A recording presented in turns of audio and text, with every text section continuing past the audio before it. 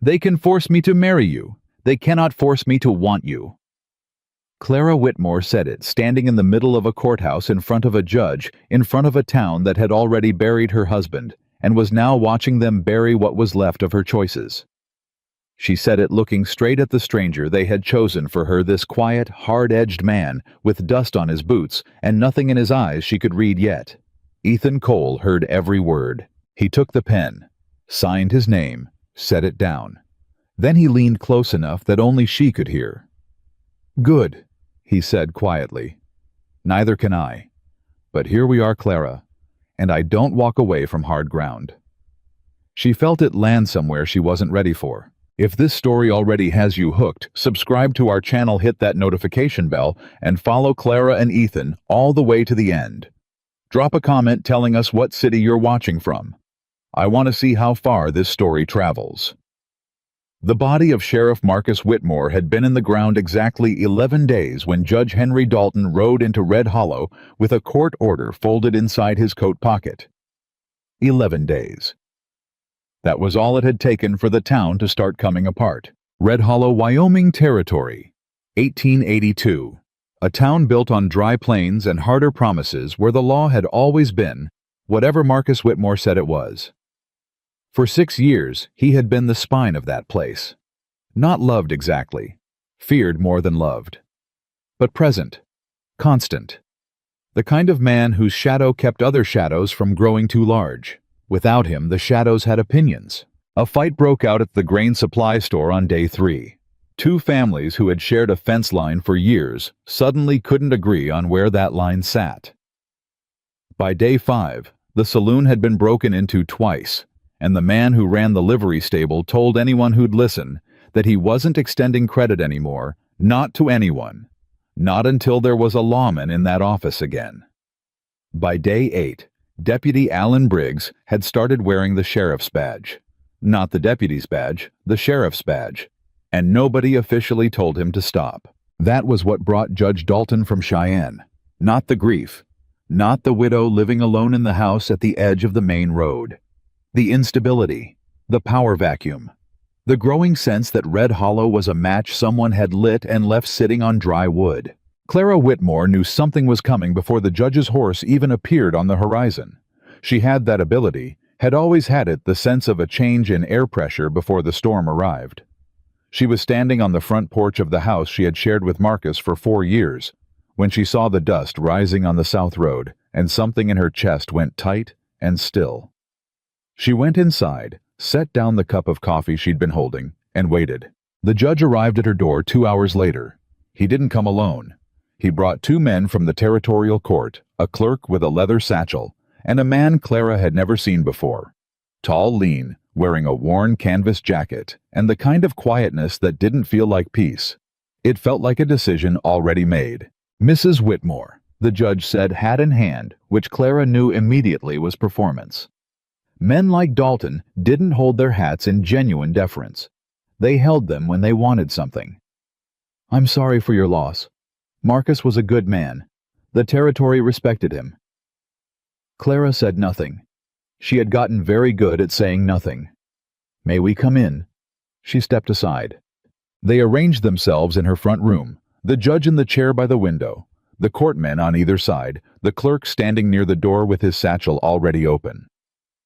The quiet man stood at the edge of the room and looked at nothing in particular, which meant he was looking at everything. "I'll be direct," the judge said. "Red Hollow needs stability. It's a critical supply route between 2 territories, and without effective law enforcement, it becomes a problem for trade, for settlement, for the safety of residents. Marcus kept order here. That order needs to be restored." "Appoint a marshal," Clara said. "Write to Fort Laramie. Send someone from the territorial office. We're doing that. A new appointment is being processed.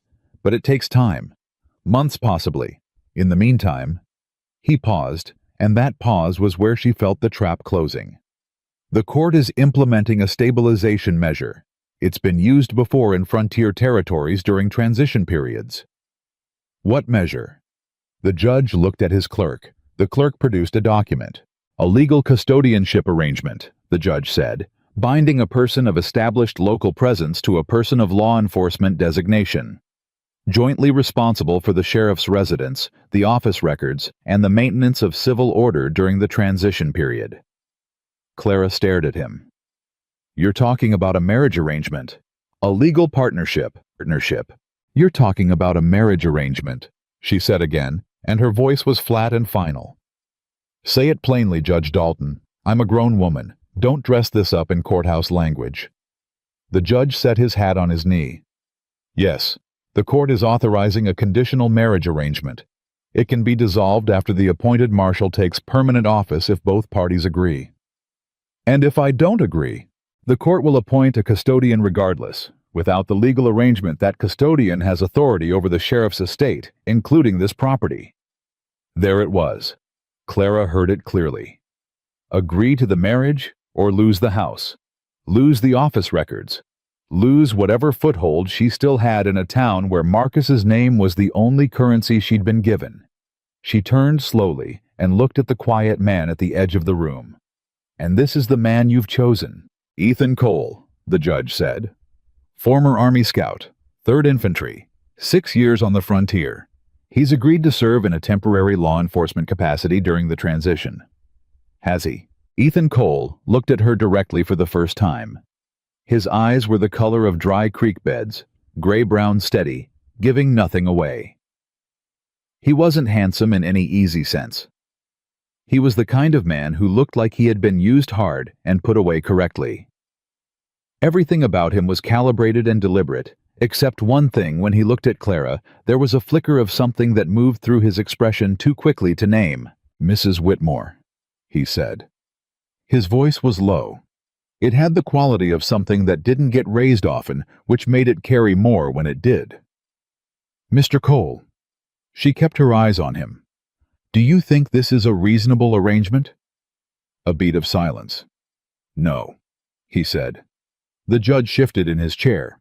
The clerk looked up from his papers. Clara almost smiled. Almost.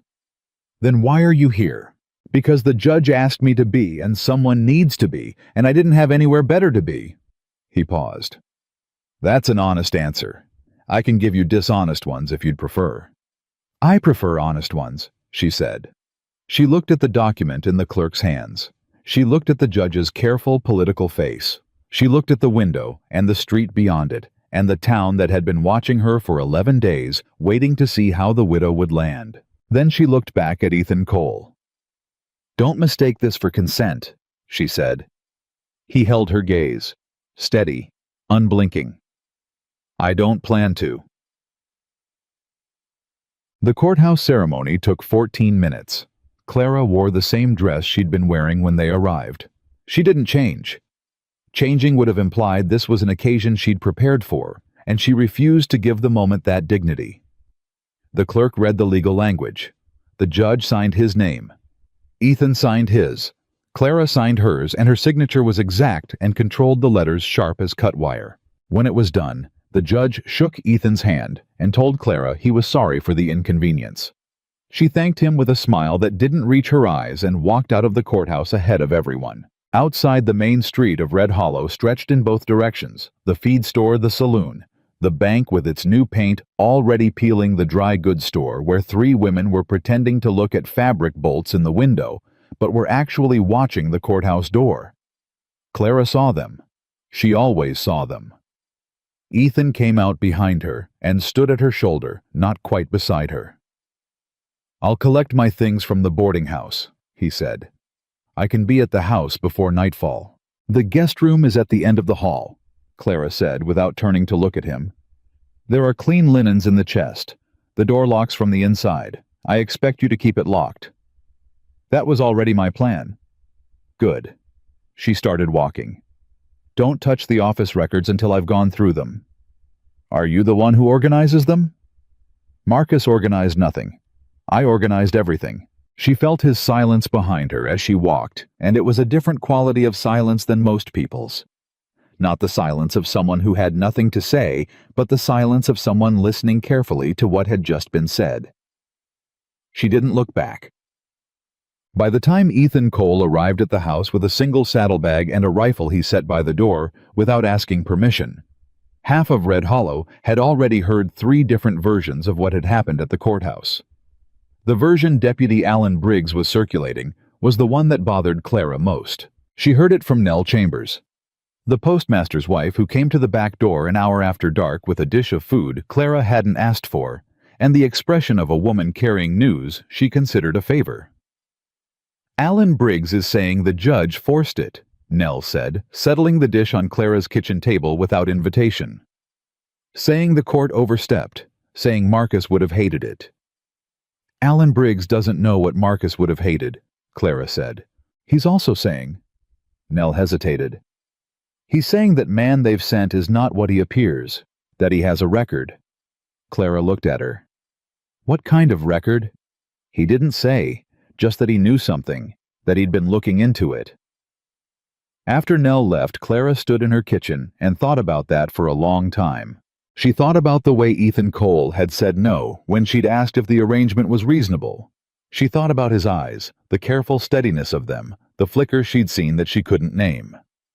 Then she walked down the hallway to the guest room and knocked twice. The door opened. He had the look of a man who hadn't been sleeping.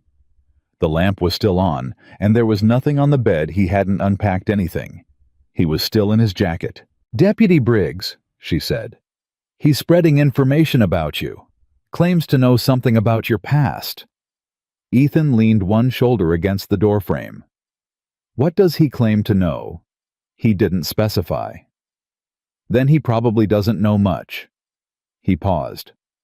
"Or he knows something small and he's making it sound large. That's usually how it works." "Is there something small he might know?" He looked at her for a moment. "There's always something small," he said. "There's something small on everyone. The question is whether it changes anything material." "Does it?" "No," he said. "And then, does that answer satisfy you?" Clara held his gaze. "Not entirely." "That's fair," he said. "I'll tell you more when I know whether you're someone I can tell things to." She would have been angry at that from almost anyone else. From him, it landed differently, not as an insult, but as an honest accounting of where they actually stood, which was strangers inside a legal document 2 days into a situation neither of them had wanted. "Go to sleep, Mr. Cole," she said. "I'll try Mrs. Whitmore." She walked back down the hallway. Behind her, she heard the door close. The lock clicked from the inside, as promised. Down. The next morning, Clara went to the sheriff's office before 6 o'clock. She had been going there since Marcus died. Not because she had any official standing, she didn't, not yet, though the court arrangement might change that, but because she knew those files better than anyone alive, and because there was something inside them she had been looking for since the morning they'd brought Marcus home on a board. The office smelled like tobacco and old paper and the particular dust of a room where the window hadn't been opened in weeks. Clara opened it. She sat behind the desk. Not Marcus's chair, the deputy's chair. She'd made that distinction to herself, and she pulled open the bottom drawer. The files were there, all of them in the order she'd put them. But the one she'd been watching, the folder marked Land Survey's Eastern Boundary, had been moved. Not removed, moved. Someone had taken it out and put it back in the wrong position, one folder to the left of where it belonged. Clara sat very still. Then she took the folder out and opened it. The surveys were there. The original territorial maps were there.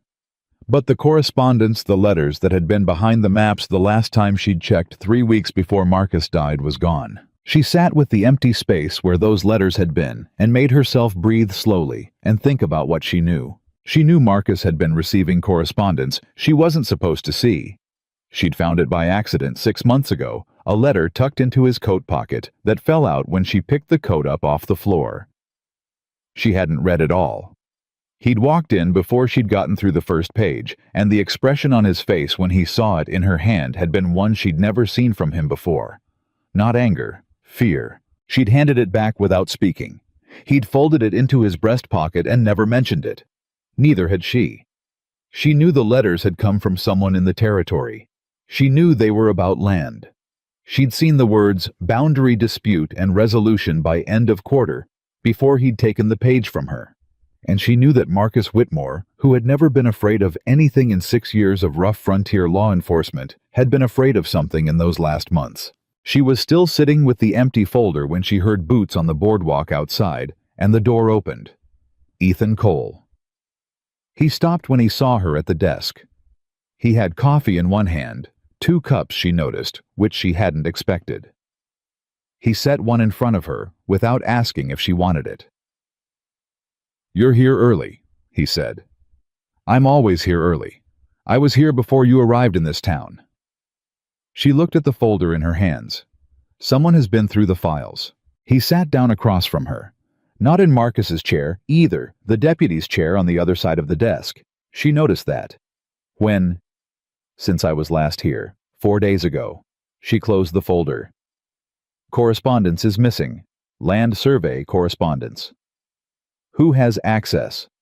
Officially the deputy, the judge's clerk when court is in session, and now you. She looked at him steadily. You arrived yesterday. So I'm on the list. Everyone is on the list until they're not. He picked up his coffee. His hands were steady. What was in the correspondence? I don't know exactly. I only saw one letter briefly months ago. It was about land boundaries. She paused, and Marcus was frightened of whoever wrote it. Ethan said nothing for a moment. Then, Marcus Whitmore was frightened. You sound like you know the name. I know the type. 6 years on the frontier, you meet a few Marcus Whitmores, men who hold a town by will and reputation. Strong men. The fact that something frightened him means whatever it was real. Clara set the folder back in its drawer. There's something wrong about how he died. I don't know what, but I know there's something wrong. What was the official cause? Heart failure. And the unofficial cause? I don't know yet. She looked at him directly. That's why I'm here every morning before 6 o'clock. Ethan was quiet for a moment. Then, You've been investigating your husband's death. I've been trying to understand it. How long? Since the morning they brought him home. He looked at her across the desk, really looked the way he had at the courthouse, with that careful, full attention that she was beginning to recognize as simply how he looked at things he considered important. Clara, he said. It was the first time he'd used her first name. They both noticed it. She didn't correct him. Ethan, she said. Are you in danger? She thought about it honestly, the way she had learned to think about things since Marcus died, not with the comfortable answer, but with the accurate one. Probably, she said.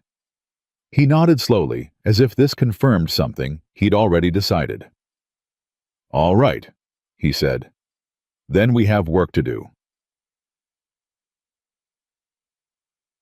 For the next 6 days, they built something that was not a marriage and not a partnership, and not quite a friendship, but was something, and whatever it was, it had structure and weight. Clara went to the office every morning. Ethan went with her.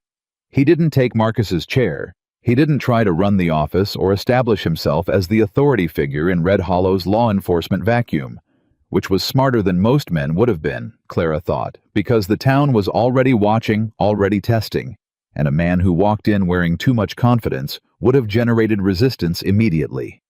Ethan wore none. He was present and careful, and let the town get used to him the way you'd let a horse get used to a new smell. They ate dinner at opposite ends of the table without speaking, and passed each other in the narrow hallway without touching, and said goodnight at the same point every evening at the fork where the hallway split toward their separate rooms, and neither of them lingered. But the silences between them were changing. Clara noticed it on the 4th day. She was going through the property ledgers in the office, and she said half to herself, these numbers don't match. And Ethan, who had been reading through the incident reports on the other side of the room, looked up without being asked. Which numbers? She turned the ledger around on the desk. He came around and read over her shoulder, close enough that she could feel the warmth of him, which she registered the way you registered a temperature change, and then made a note to stop registering. The assessed values, she said. 3 parcels on the eastern boundary. They were assessed at one rate in the original survey and at a significantly lower rate 8 months later. The second assessment isn't signed by the territorial surveyor. It's signed by the county recorder. Who's the county recorder? Was. she said. David Hensley. He died 2 years ago. Which makes it interesting that he apparently signed a document 8 months ago. Ethan was quiet. Then, someone used a dead man's name. Someone used a dead man's name, she agreed. They looked at each other across the ledger, and for a moment the distance between them felt like a different thing than it had before. Not the distance of two strangers in a legal arrangement, but the distance of two people who were standing on the same ground and had just realized it.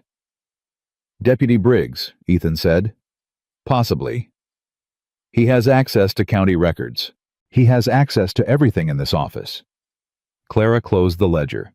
He's been wearing Marcus's badge for 11 days. He's been treating this office as his own. And whatever those missing letters were about, he had 4 days between Marcus dying and my getting back into these files. Enough time to remove correspondence. Enough time to do quite a lot, Clara said. Outside, she heard boots on the boardwalk, multiple sets moving without hurry, the particular rhythm of men who wanted to be heard. She didn't look up, but she tracked the sound until it passed the window. Ethan had moved. She realized he was now between her and the door. Not in front of it, not blocking it, just angled, positioned. She looked at him. He was still looking at the ledger. Is that necessary? She said. Probably not. I prefer probably not. She let it go. On the 5th day, Deputy Alan Briggs came to the office. He came mid-morning when the street was full, and the visit would be visible, and he came with a pleasant expression that sat on his face like paint on bad wood, correctly positioned, but not quite right. Mrs. Whitmore, he said. He glanced at Ethan. Cole. Deputy, Ethan said.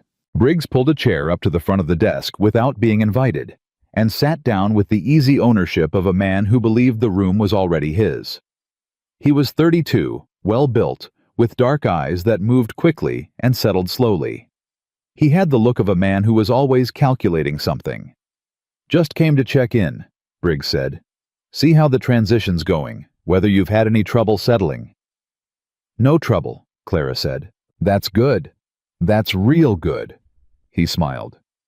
I wanted to mention, since we're all getting acquainted, there are certain ongoing investigations that Marcus was handling privately. Sensitive matters. I've been managing them myself since his passing. Wouldn't want anyone going through material that might compromise an active case. Clara looked at him steadily. Which investigations? I'd rather not specify. Operational sensitivity. This is the sheriff's office, Clara said. Every investigation conducted from this office has a file. If there are active cases, the files are here. Marcus kept some things separate. Marcus kept everything here. I filed everything here. She kept her voice even and flat. If there are files that are missing, Deputy, that would be a problem I'd need to bring to Judge Dalton's attention. Something moved behind Briggs's eyes.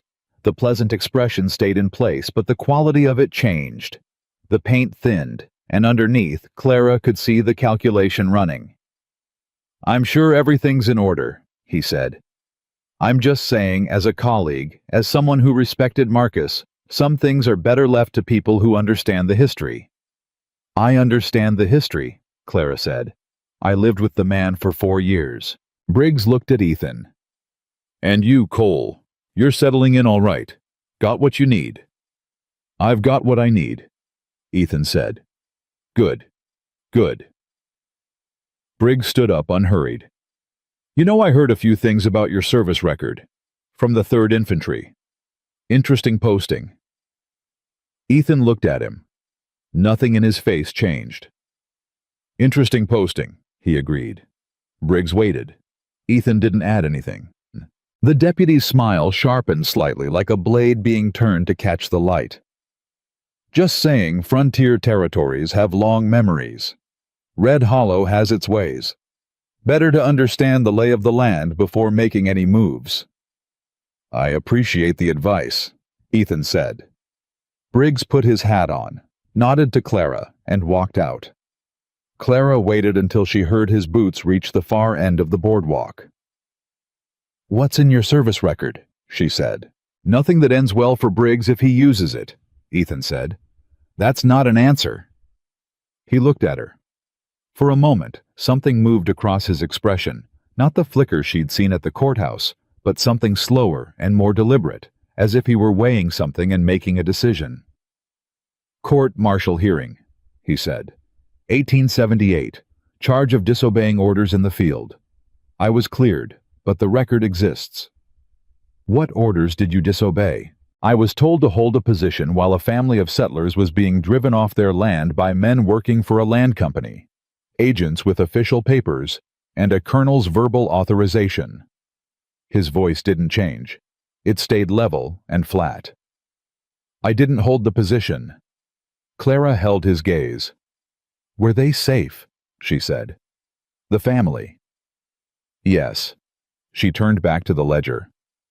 Then I don't think that record will serve Deputy Briggs as well as he expects. She heard nothing behind her. Then very quietly, so quiet she almost didn't catch it. No, Ethan said. I don't think it will either. On the 6th evening, Clara couldn't sleep. She lay in the dark and thought about the land assessments with the dead man's signature. She thought about the missing letters. She thought about the expression on Marcus's face when she'd held that page, the expression she had never seen from him before in 6 years, through things that should have frightened anyone, the expression of someone who has realized they are outmatched. Marcus Whitmore was many things. Clara had understood this with increasing clarity in the last months of his life.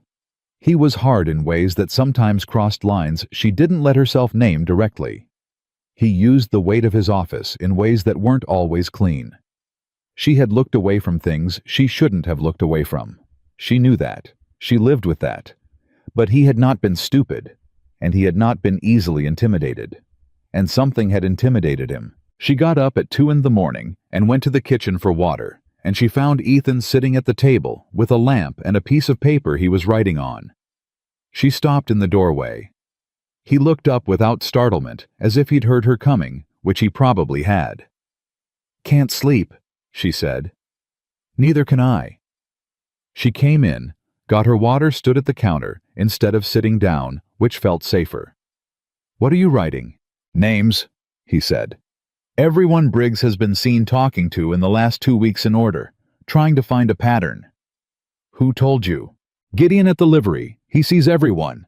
Nobody talks to the man who shoes their horses. Ethan looked down at the paper. Briggs has met privately with 4 men, the county land recorder's assistant, 2 ranchers whose properties border the eastern parcels, and a man no one seems to be able to identify who came in on the stage last week and is staying at the back room of the saloon. Clara came to the table and looked at the paper.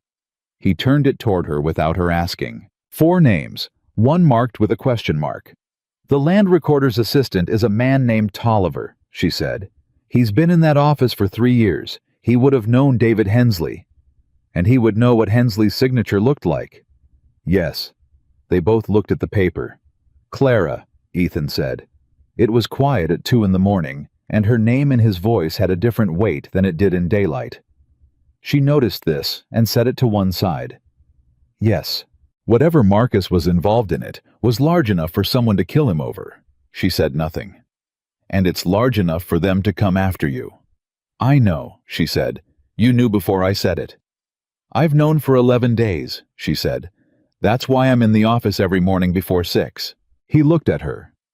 The lamp was between them on the table, and it made the shadows move differently, and she was aware of him in the particular way she'd been aware of him all week. The way you're aware of something that has moved unexpectedly close without making any sudden movements. Go to sleep, Ethan, she said. In a little while. She went back down the hallway. Behind her, she heard him turn back to his paper. She heard his pen start moving again. And she lay in the dark for another hour before she slept, thinking about a man who had disobeyed an order rather than let a family lose their home to a land company's papers, and what that said about the kind of ground she might actually be standing on. On the morning of the 7th day, everything changed. It started with a boy. Tommy Garrett, 11 years old, who worked at the dry goods store and ran messages for small coins, appeared at the office door before Clara had finished her first cup of coffee.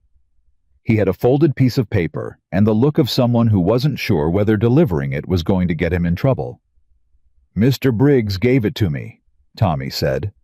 "Said to bring it to the lady." Clara unfolded it. It was short, handwritten in Briggs's particular cramped script. "Mrs. Whitmore, a word of friendly counsel. The man the court has sent you has debts in 3 territories and a woman in Kansas who would be surprised to hear he's taken a wife. The arrangement you've entered may not be what you've been led to believe. I can provide documentation. Come to my office this afternoon alone. A.B." Clara read it twice. Then she folded it precisely and set it on the desk. Ethan came in from the back room where he'd been checking the deputy's evidence cabinet. "What is it?" he said. She handed him the note. He read it. His expression didn't change. Then he set it down. "Debts in 3 territories," Clara said. "I have debts," he said. "Not 3 territories, 1. A loan I took to cover a medical bill after the court-martial kept me from army pay for 8 months. I've been paying it. The woman in Kansas is my sister. Her name is Ruth. She's married to a school teacher and has 3 children." He looked at Clara directly. "That's everything the note might be referring to. Nothing else." Clara looked at the note on the desk. "He wants me to come to his office alone." "I know. To show me documentation." "He doesn't have documentation. He has implication. He wants to create a meeting that looks like a private arrangement, a dependency." Ethan's voice was level. "He's moving to isolate you." Clara stood up. She picked up her coat from the hook by the door, the one she wore every morning to the office, the practical brown wool one that Marcus had always hated, because it wasn't the right kind of clothing for a sheriff's wife. She put it on. "I'm not going to his office," she said. "Good. I'm going to the land recorder's office." She looked at Ethan. "And I'd like you to come with me." He was already reaching for his jacket. "Give me 30 seconds, he said. She waited 30 seconds. He came back ready. They walked out of the office together into the morning light of Red Hollow, and the town watched them go, and neither of them looked like people who had been married 11 days ago against their will. They looked, the watching town would later say, like people who knew exactly where they were going. What they found at the land recorder's office would take 3 more days to fully understand. But what Clara felt walking beside Ethan Cole on that 7th morning with the note from Alan Briggs folded in her pocket, and the missing land survey letters still somewhere in this town waiting to be found. What she felt was something she had not felt in 6 years of a marriage to a man who had slowly, carefully made her smaller than she was. She felt like herself, not a widow, not a woman under court order, not Marcus Whitmore's inheritance or Alan Briggs's problem or Judge Dalton's solution, just herself. Walking toward something with clear eyes and someone beside her who had so far told her nothing but the truth. Whether that was enough, she didn't know yet. But it was something real. And in Red Hollow, Wyoming, in the dry autumn of 1882, something real was harder to come by than water. The land recorder's office smelled like dried ink and old ambition. It was a small room at the back of the county building behind a door that had a tendency to stick in the frame, the kind of door that told you nobody important came through it very often. Clara pushed it open without knocking, and the man sitting behind the desk looked up with the expression of someone who had not expected company and wished he still didn't have any. His name was Percy Tolliver. 38, thin, through the shoulders with ink-stained fingers and the slightly yellowish complexion of a man who spent most of his life indoors. He had worked for the county land office for 3 years. He had known David Hensley. He knew immediately why they were there. Clara could see it in the way his hands went flat on the desk, the way his body went very still, the particular stillness of a man calculating whether he had time to decide anything. He didn't. "Mr. Tolliver," Clara said. She sat down across from him without being invited. Ethan stood behind her left shoulder, which was not an aggressive position and not an accidental one. "I'd like to talk to you about the Eastern Boundary Assessments, specifically the ones filed 8 months ago under David Hensley's name." Tolliver's mouth opened, closed. "I'm not sure what you're referring to. You filed them," Clara said. "The handwriting on the cover sheet is yours. The ink is a particular blue that your office uses, and the county surveyor's office doesn't. And David Hensley died 23 months before those documents were signed." She folded her hands on the desk. "So, let's start there." Tolliver looked past her at Ethan. Ethan looked back at him with the calm, patient expression of a man who had nowhere better to be. "I was told." Tolliver stopped. "Take your time," Clara said, "but not too much of it." "I was told it was a correction, a refiling of original assessments that had been misprocessed." He said it quickly, like something he'd rehearsed. "I was told the original surveyor had authorized the values verbally before he died, and that the refiling was simply making the record accurate." "Who told you that?" Tolliver's hands shifted on the desk. "Mr. Tolliver," Clara said quietly, "someone used a dead man's name on a legal land document. That is forgery. That is a federal crime in this territory. The question in front of you right now is whether you're the person who did it or whether you're the person who was instructed to do it by someone else." She let that sit for a moment. Those are two very different positions to be in. The silence in the room was the kind that has weight. "Briggs," Tolliver said. His voice came out small and defeated like air going out of something. "Alan Briggs. He brought me the documents. He said the sheriff had approved it, that it was a legal correction, and that if I asked questions I was making problems for myself." He exhaled. "I didn't ask questions." "Did you know what the reassessment did to those parcels?" Clara asked. "It lowered their recorded value." "By how much?" Tolliver looked at his desk. 60%. Clara heard Ethan shift his weight behind her. She kept her eyes on Tolliver. 60%, she said. "On 3 parcels on the eastern boundary. What happens to land when its recorded value drops 60%? It becomes eligible for county acquisition," Tolliver said. "If the owner can't meet the adjusted tax basis," which at 60% reduction, most of them couldn't. "And once the county acquires it, it can be resold to a private buyer." He stopped. "At market value, which would be significantly higher than the acquisition price." Clara sat back. There it was, the shape of the thing. Clean and ugly and simple, the way corruption almost always was when you finally got to the center of it. Not complicated machinery, just someone taking what wasn't theirs and building enough paper around it that nobody would look too closely. "Who was buying?" she said. "I don't know. I wasn't told. Guess." "I can't—" "Mr. Tolliver?" Her voice sharpened. "You falsified a document. You are going to be part of this story one way or another. Your only choice is whether you're part of it as someone who helped or someone who told the truth when asked. Guess." Tolliver looked at his hands, then at the ceiling, then back at her. "There's a company," he said. "Out of Cheyenne, Frontier Valley Land and Development. They've been acquiring eastern parcels for 2 years, always through county acquisition, always at distressed prices." He paused. 3 of the 4 principals in that company are silent, but one isn't. His name is in the incorporation filing." "What name?" Tolliver said it. Clara went very still. Behind her she heard Ethan take a slow breath. The name Tolliver had said was not Alan Briggs. It was not anyone she'd been looking at. It was a name she had seen at the bottom of court documents, a name she had seen on the authorization order that had arranged her marriage, a name that carried the full legal weight of the Wyoming Territorial Court. Judge Henry Dalton. Clara stood up. She kept her face exactly where it was composed level, giving nothing. "Thank you, Mr. Tolliver," she said. "You'll want to stay in town. Am I in trouble?" "That depends on what you do next." She picked up her coat. "Don't talk to Briggs. Don't talk to anyone until I tell you to."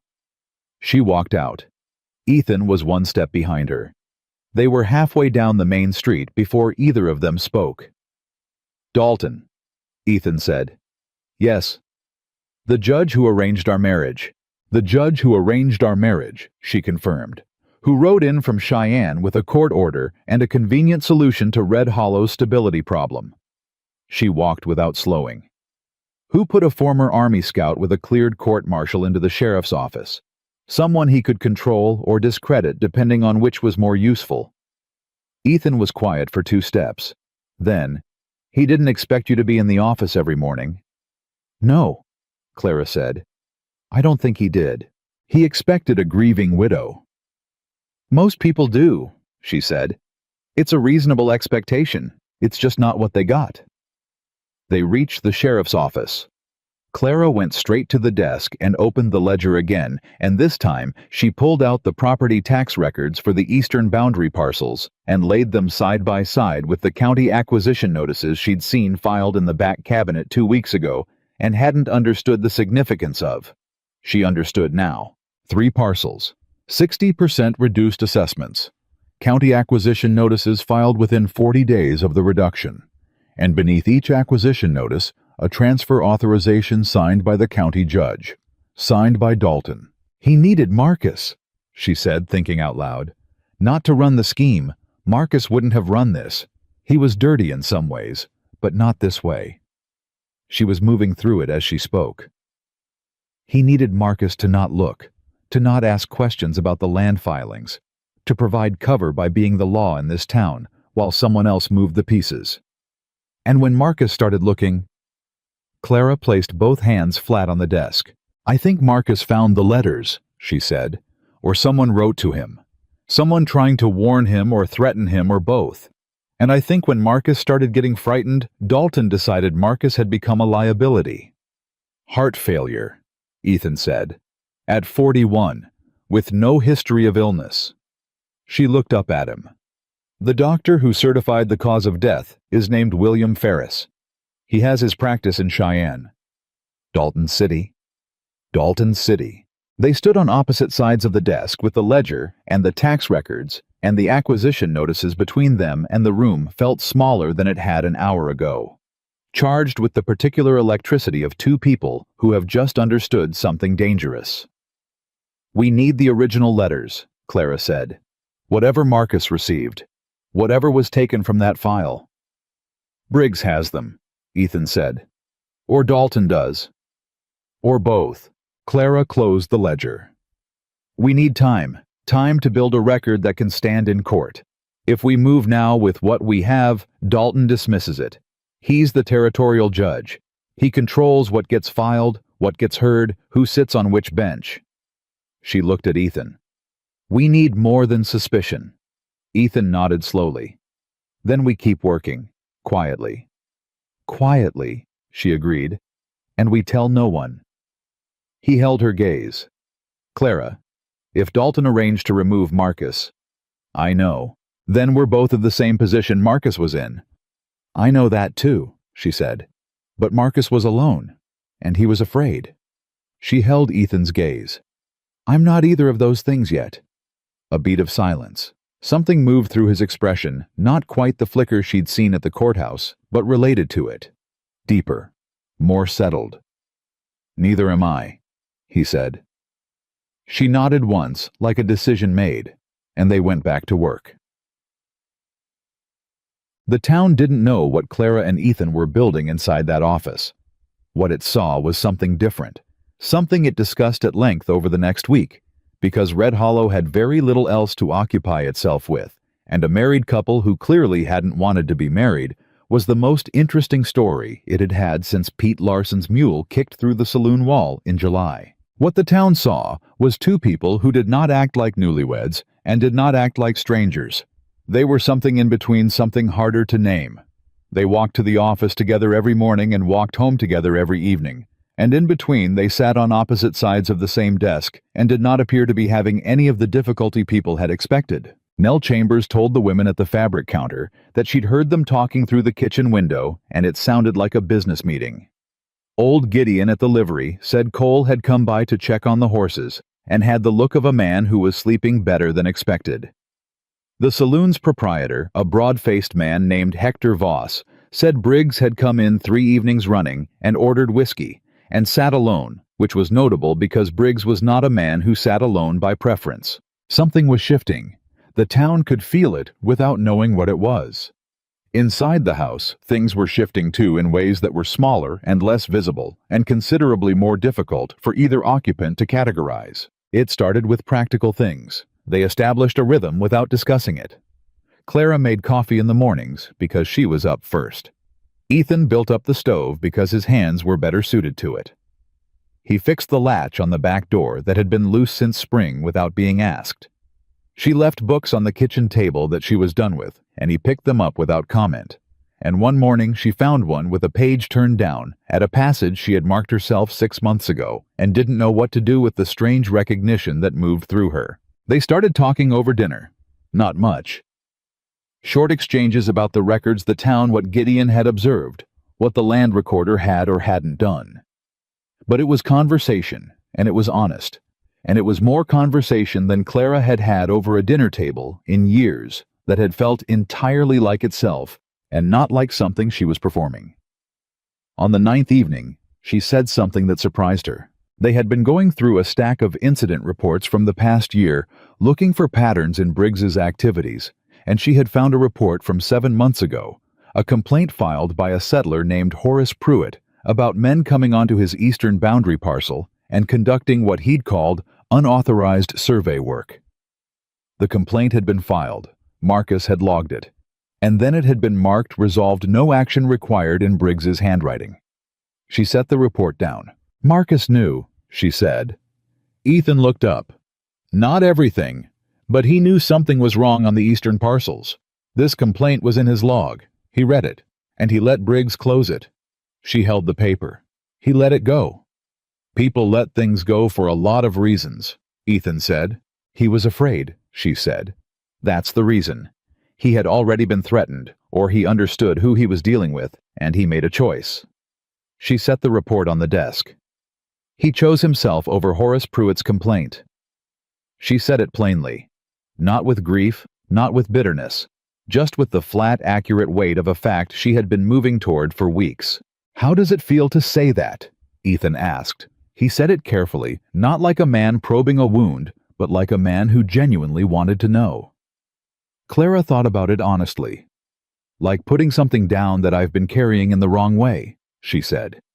It's still heavy, but it's in both hands now, instead of hidden under my arm. He looked at her for a moment. Then he picked up the next report in the stack, and they kept working. That was the thing about Ethan Cole. Clara was beginning to understand. He didn't push, he didn't redirect. When she said something real, he received it and moved on, which was more respectful than sympathy would have been, and considerably more useful. She found herself thinking about that at 2 in the morning, which was becoming a regular hour for her in this house, lying in the dark, with the quiet of the plains outside, and the equally quiet house around her. She thought about how Marcus had filled rooms with a particular weight, the weight of authority, of judgment, of expectations she had arranged herself around so automatically she'd stopped noticing she was doing it. She thought about how this house with Ethan in the guest room at the end of the hall felt lighter than it had in 4 years. Not empty. Lighter. She didn't examine that too closely. She had enough to examine already. On the 11th day, Horace Pruitt came to the office. He was 63, a rancher who had worked the eastern boundary land for 12 years, and he walked in with his hat in his hands, and the particular dignity of a man who has practiced not being afraid and has gotten fairly good at it. Mrs. Whitmore, he said, I heard you were looking into things. Clara looked up. Sit down, Mr. Pruitt. He sat. He looked at Ethan with the careful appraisal of a man who trusted slowly. This is Ethan Cole, Clara said. He's working with me. I heard about him, Pruitt said. Then to Ethan, almost reluctantly, I heard about what you did in 78, with the Hendricks family over near Fort Laramie. Ethan said nothing. My cousin was one of the men who rode with the land agent that day, Pruitt said. He told me what happened, said a scout stepped out of position and put himself between the agent's men and the family. He paused. Said it was the most straightforward thing he'd ever seen a man do, and the most foolish given the position it put him in. Your cousin was wrong about the foolish part, Ethan said. The position it put me in turned out fine. Pruitt looked at him for another moment. Then he seemed to make a decision. "They came back to my land," he said. 3 weeks ago, 4 men. Said they were conducting a routine boundary verification. But they had equipment I've never seen used for a routine survey, and one of them asked me specifically about the northeast corner post, the one that's been in the same place for 12 years, as if he were looking for a reason to say it was in the wrong place. "Did they give you any documentation?" Clara asked. "A letter. From the county land office." He produced it from his coat pocket. "Signed by Percy Tolliver." Clara took it. She read it. Then she passed it to Ethan. It was a notice of boundary verification standard language official letterhead, but the reference number at the top matched one of the fraudulent reassessment files she'd found in the county records. "Mr. Pruitt," she said, "your land is being set up for acquisition. Someone has been manipulating the assessment records to make it eligible for county takeover. It's been happening for 2 years on the eastern boundary. 3 other parcels have already been acquired." Pruitt sat very still. "Who?" he said. "I'm not ready to say yet. I need more evidence before I name anyone." "Is it Briggs?" "Briggs is part of it," she said. "He's not the top of it." Pruitt absorbed this with the gravity of a man who had suspected something bad, and had just discovered the bad thing was bigger than he'd thought. "What do I do?" he said. "Nothing that looks like anything," Clara said. "Don't confront anyone. Don't refuse the survey team. Let them do their work and document it yourself, time and date, what equipment they used, what they measured. Write it down that same evening while it's fresh." She held his gaze. "And don't tell anyone you came to see me today." "Not even my son?" "Not yet." He nodded, stood, turned his hat over in his hands. "Mrs. Whitmore," he said, "Marcus came to see me, about 2 months before he died. He came out to the parcel himself, which surprised me. Marcus never came out that far without a reason. We talked for about an hour." He paused. "He didn't say anything specific, but he asked me at the end whether I'd be willing to testify in a territorial court if it came to that, about the survey teams, about the boundary questions." Clara kept her face still. "And what did you tell him?" she said. "I said yes," Pruitt said. "I'm still saying yes." After he left, Clara sat with the silence for a moment. "Marcus was building something," she said, "before he died. He was collecting testimony. He had the incident reports he knew about Pruitt. He was putting a case together." "And Dalton found out," Ethan said. "And Dalton found out." She exhaled slowly. "And the doctor in Cheyenne signed a certificate of heart failure." Clara. Ethan's voice had a quality she hadn't heard from him before, not harder, but more direct. "We need to make copies of everything we have. Every record, every note, everything. And we need to keep them somewhere that isn't this office." She looked at him. "If something happens to either of us," he said without inflection, "the record needs to survive." The room was very quiet. "I know a place," she said. "Where?" "Nell Chambers," she said. "I know what she looks like. I know what she does. But she's not what she appears to be either." She picked up the Pruitt letter. "Her brother is a federal circuit court judge in Denver. She's been in this town for 2 years watching it. I don't know exactly why, but she's watched it carefully enough that she already knew something was wrong before I did." Ethan looked at her. "You've been thinking about Nell Chambers." "I've been thinking about everything," Clara said. "That's what I do." A beat. "I know," he said. "It's one of the things that—" He stopped. She looked at him. He redirected. "It's what makes you dangerous to whoever's running this scheme." That was not what he'd started to say. She let it go because pressing it felt like stepping onto ice she hadn't tested yet. Boy. That evening, the stranger from the back room of the saloon made his first visible move. Gideon saw it and sent Tommy Garrett to the house with a folded note that said, "Only the man from the stage is at the telegraph office." Sent 3 messages, left in the direction of the county building. Clara read it and passed it to Ethan across the kitchen table. "Reporting back," he said. To Dalton, or to whoever Dalton reports to. She set the note down. They're watching us. They've been watching since you arrived. They want to know how far we've gotten. Then we give them something to see, Ethan said. She looked at him, meaning, tomorrow morning we make a visible visit to the general store. We buy provisions. We spend time talking to people. We look like a married couple settling into a routine and nothing else. A performance. A useful one. While you visit Nell Chambers in the afternoon on a social call that looks like nothing. Clara thought about it. And you...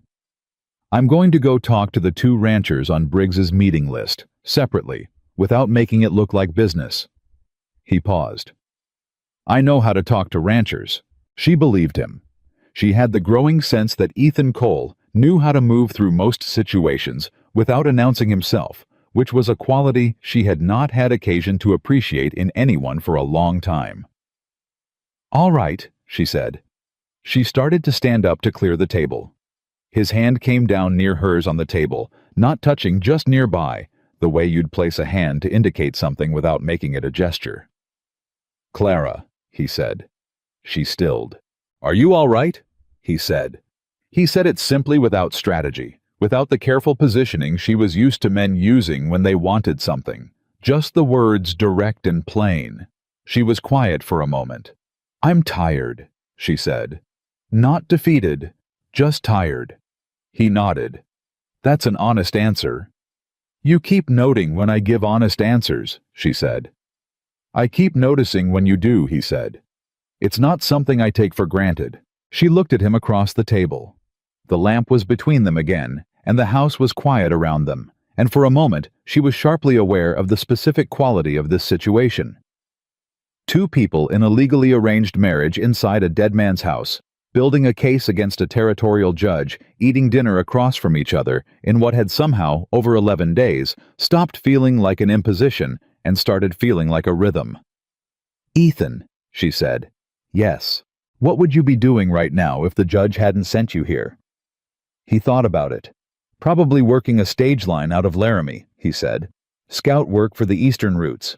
It pays enough. It keeps moving. He looked at the table. I like keeping moving. Or I did. Did, she said, hearing it. He looked up at her. Did, he confirmed, quietly. She picked up her plate and took it to the basin. Good night, Ethan, she said. Good night, Clara. She walked down the hallway. Behind her, she heard him sit at the table a little longer. Not leaving, not moving, just sitting in the quiet of the kitchen with the lamp. She didn't know what to do with any of it. So she made herself sleep. 10. The next 2 days moved in the careful, deliberate rhythm they had designed. Clara went to the general store with Ethan and spent 40 minutes being seen. She accepted Nell Chambers' standing invitation to tea in the afternoon, and over 2 careful cups of Earl Grey and sliced bread, she laid out everything she knew for a woman who turned out to be considerably more than a postmaster's wife with a nose for gossip. Nell listened without interrupting. When Clara finished, Nell set down her cup and said, My brother needs the acquisition records, the originals, whatever you can get your hands on. How soon? As soon as you can move them safely. Can he convene a federal hearing? If the evidence supports it, yes. Dalton doesn't have jurisdiction over federal land fraud cases. That's the one door he can't close. Nell's voice was even and deliberate. But the filing has to come from inside the territory, and it has to be airtight. It will be, Clara said. Nell looked at her. How are you holding up? I'm fine.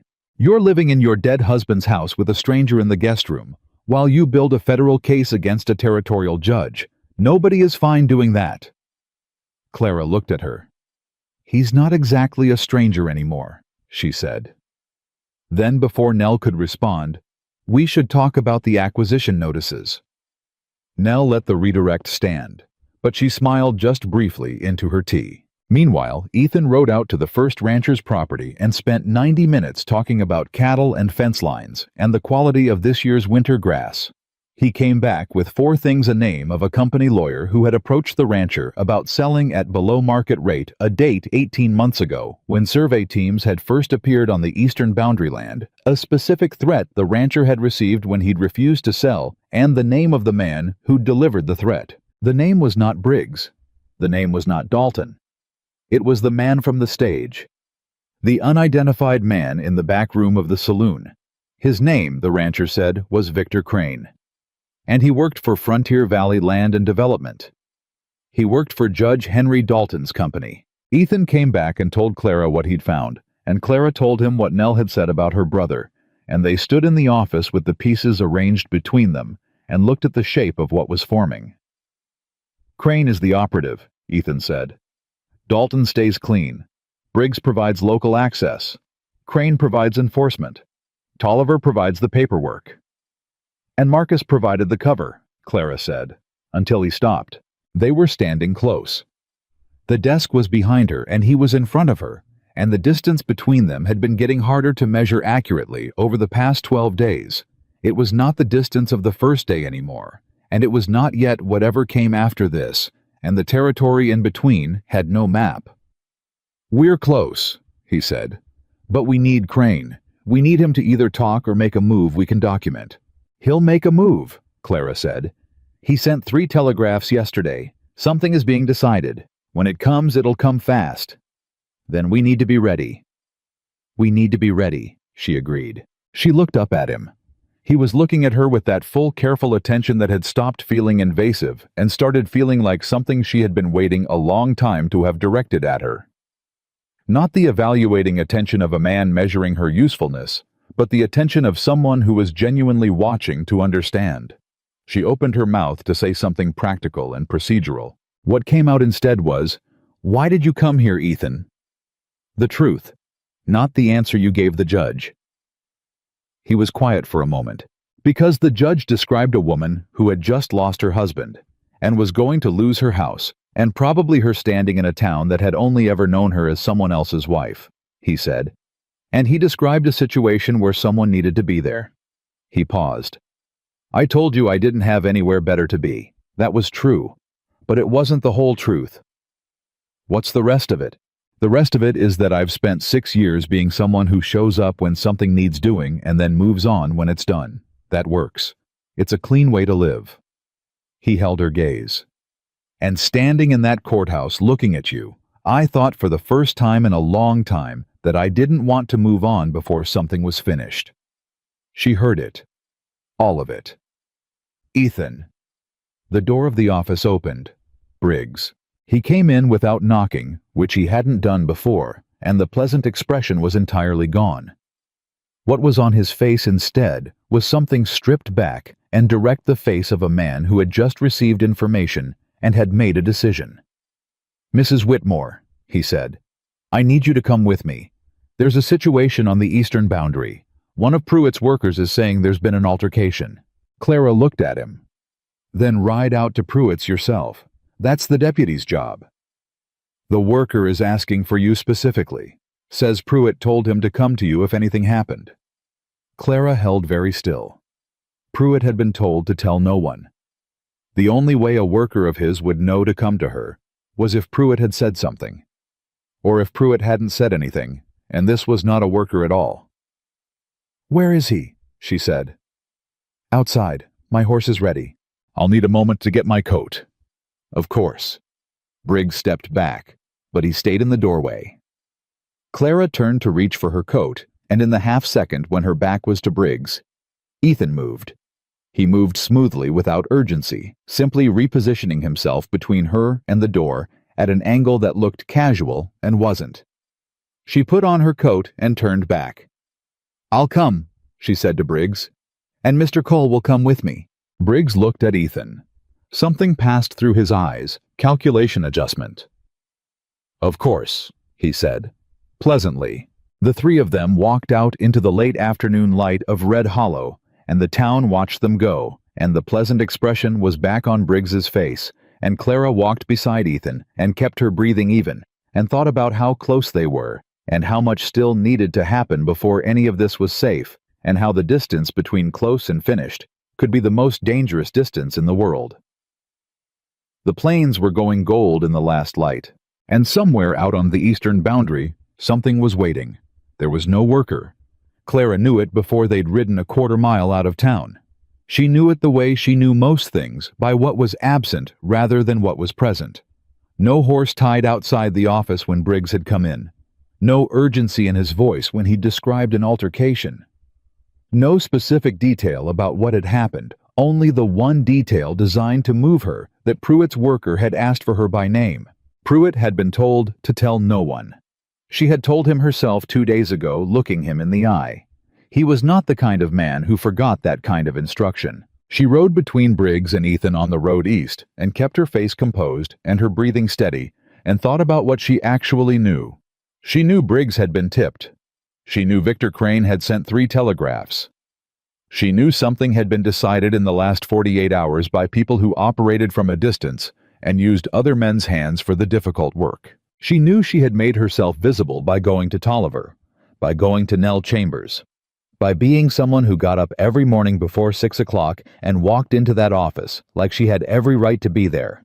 She had every right to be there. But rights and safety were different categories of thing on the Wyoming frontier in 1882, and she had never been confused about that. Ethan rode on her left side. He hadn't said a word since they'd left town. He didn't need to. She could feel the quality of his attention, the way it was distributed outward, watching everything, cataloging the road, the tree line, the distance ahead, the way Briggs sat his horse, and where Briggs' hands were.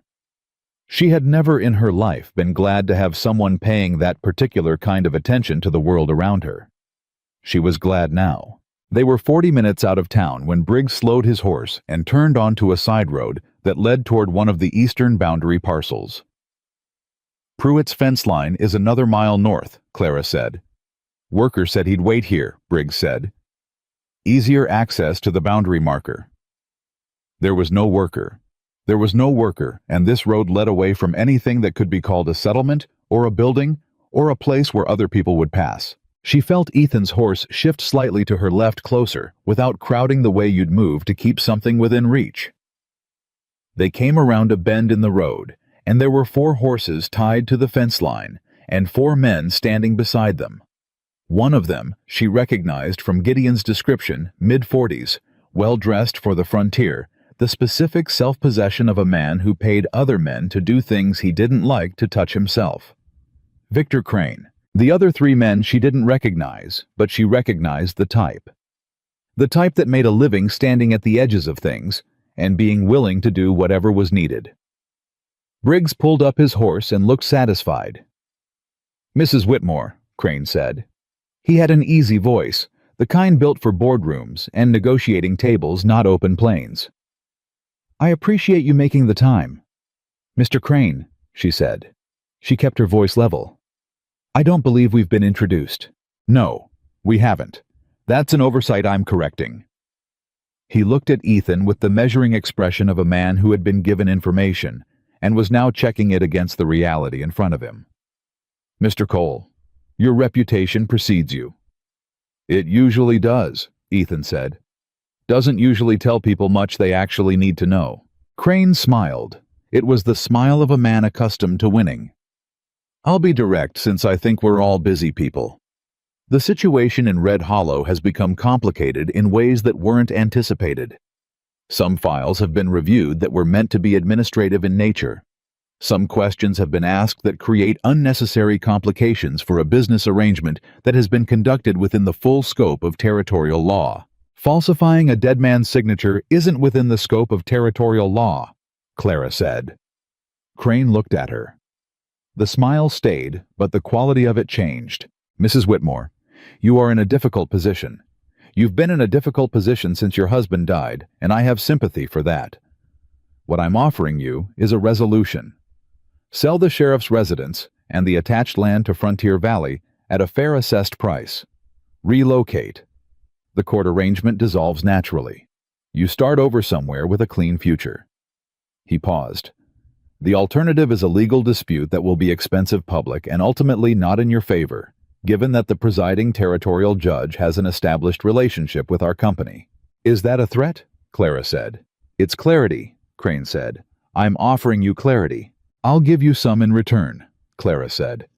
The acquisition records from the county office are already in the hands of a federal circuit judge in Denver. The forged assessment documents with Mr. Tolliver's handwriting and David Hensley's unauthorized signature have been copied and secured outside this territory. The deposition from Horace Pruitt about unauthorized survey activity on his land is in the same location. She held Crane's gaze without blinking.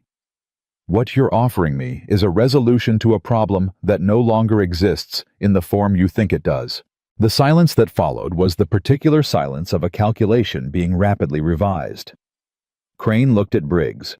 Briggs looked at Clara with an expression she hadn't seen from him before. Not anger.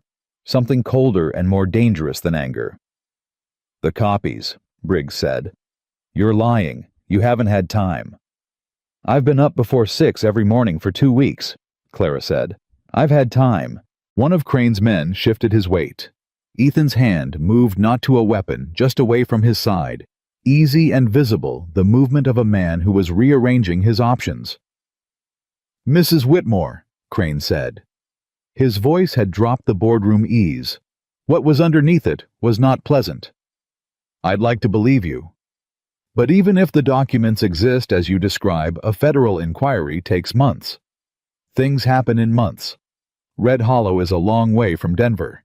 It is, Clara agreed. But it's not a long way from a territorial court hearing, which is what you'll have on your hands the moment I'm not back in town by nightfall. She looked at him steadily. Nell Chambers knows where I am. She knows who I'm with. She knows what I know. A beat. Her brother is the federal circuit judge. I thought you should have that full picture. Something moved through Crane's expression. It was the first uncontrolled thing she'd seen from him, and it moved fast. Shock, then recalculation, then something that was very close to the same expression Marcus had worn when she'd held that letter in the kitchen. The expression of a man who has realized the ground has shifted under him. Briggs said very quietly, "This is a mistake, Clara." It was the first time he'd used her first name. It sounded wrong in his mouth, like a word spoken in a language he didn't actually know. "No?" Ethan said. His voice came out low and absolutely final. Using her first name is a mistake. Briggs looked at him. The 3 men behind Crane were very still. The calculation in the air had the particular quality of something that could go several directions and had not yet chosen. Then Crane said, "We're done here." And it sounded like defeat dressed as decision. He turned his horse. 2 of his men followed. The 3rd stayed a moment too long watching Ethan, and then followed too. Briggs was the last to turn. He looked at Clara for a long moment, not with the political calculation she'd seen from him for 2 weeks, but with something rawer. Something that might have been in a different man in different circumstances, something close to respect. "You've made this very complicated," he said. "It was already complicated," she said. "You made it criminal." He rode after Crane. Clara sat her horse and did not move until all 4 of them were out of sight. Then she exhaled one long, controlled breath and felt the exact shape of how close that had been. "You bluffed," Ethan said. "About which part?" "The federal judge." "Is Nell's brother actually a circuit judge?" "Yes," she said. "The copies being in Denver, that part I bluffed. The copies are in Nell's flour tin." A beat. "Flour tin," he said. "Nobody searches a postmaster's wife's flour tin." He made a sound that was almost a laugh, short, quiet, with a quality of real surprise in it, the way a laugh sounds when it arrives before a person has decided to let it. She turned her horse back toward Red Hollow. "Ethan," she said. "Yes. When we get back, we need to get the copies to Denver. Actually, to Denver. Tonight, if possible." "Tommy Garrett," he said. "He runs messages. Do you trust him?" "I trust him to do exactly what he's told and not ask why if you tell him it's important." "Then we use Tommy." He paused. "Clara, that was well done." She looked at him. The late light was flat and gold on the plains, and it sat on his face in a way that made him look less guarded than usual, less like a man who had learned to keep things behind a wall, and more like what she suspected he actually was underneath 6 years of frontier work and a court-martial and everywhere better to be. It almost wasn't enough, she said. Almost and wasn't are different things. Yes, she said. They are. They rode back to Red Hollow in a silence that felt different from every other silence they had shared in the past 2 weeks. Not the careful silence of two people managing distance. Something else. Something that had moved closer to whatever came next, and neither of them was naming it yet. They got the copies to Tommy Garrett at 7 that evening, inside a sealed leather case with a handwritten address in Denver and enough coin to make the boy take it seriously. Clara wrote 3 lines of instruction, and Ethan added 2. Tommy looked at the case, looked at the coin, looked at both of them and said, "I'll take the early stage." "Good boy," Ethan said. "Don't tell anyone," Clara said. "Not your mother, not anyone at the store, nobody." "Yes, ma'am," Tommy said. And then with the specific directness of an 11-year-old, "Is something bad going to happen?" Clara looked at him. "Not if we do this right." "Then I'll do it right," he said. He went. Clara watched him until he turned the corner, and something moved through her chest, not quite fear, not quite hope, the uncomfortable feeling that exists between them when you've done the thing you can do and have to wait to find out if it was enough. They went back to the house. They ate without much talking. The evening had the quality of something held very tightly, not anxious exactly, but alert. Both of them aware that the confrontation with Crane had moved the timeline in ways they couldn't fully predict. Briggs would report. Crane would report. Dalton, wherever he was, would receive information tonight and make decisions by morning. And whatever those decisions were, they would arrive in Red Hollow faster than the copies arrived in Denver. "Do you think Crane believed you?" Ethan said. They were still at the table, the lamp between them. "Enough to pause," Clara said. "Not enough to stop. He'll verify with Dalton. Dalton will figure out Nell's brother is real, which will worry him. But when he figures out the copies aren't actually in Denver yet..." She stopped. "We have maybe 48 hours. "Then we use 48 hours, Ethan said. "We need one more thing," Clara said. "We need the letters, the ones taken from Marcus's files. Briggs has them. They're the only original evidence of Dalton's direct involvement. Without them, Dalton stays at arm's length. He can say he had no knowledge of the forgeries. He can say Briggs acted independently. He can say Crane acted without authorization. The letters connect Dalton directly. The letters connect Dalton directly," she confirmed. Marcus received written communications from someone who knew what was happening. Someone who warned him, or threatened him, or both. Those letters came from inside Dalton's operation. If they have Dalton's language, his instructions, his authorization. "They bury him," Ethan said. "They bury him." Ethan looked at the table. "Briggs won't have them at the office. Not now. He knew you were in those files. He'll have them at his rooms," Clara said. "Above the saloon." "His rooms above the saloon," Ethan said, with the even tone of a man recategorizing a problem. "I can't go in there," Clara said. "It would be visible, and it would be wrong, and Briggs would know within an hour." "No," Ethan agreed. "You can't." "You could," she said. He looked at her. "When?" "Tomorrow afternoon. When Briggs is at the office, he has his regular rounds from 2 until 4. Hector Voss at the saloon, I think he can be reasoned with. He's not part of this. He just runs a business and pretends not to know what happens in his back rooms." Ethan thought about it. "I'll need something to say to Voss." "Tell him the truth," Clara said.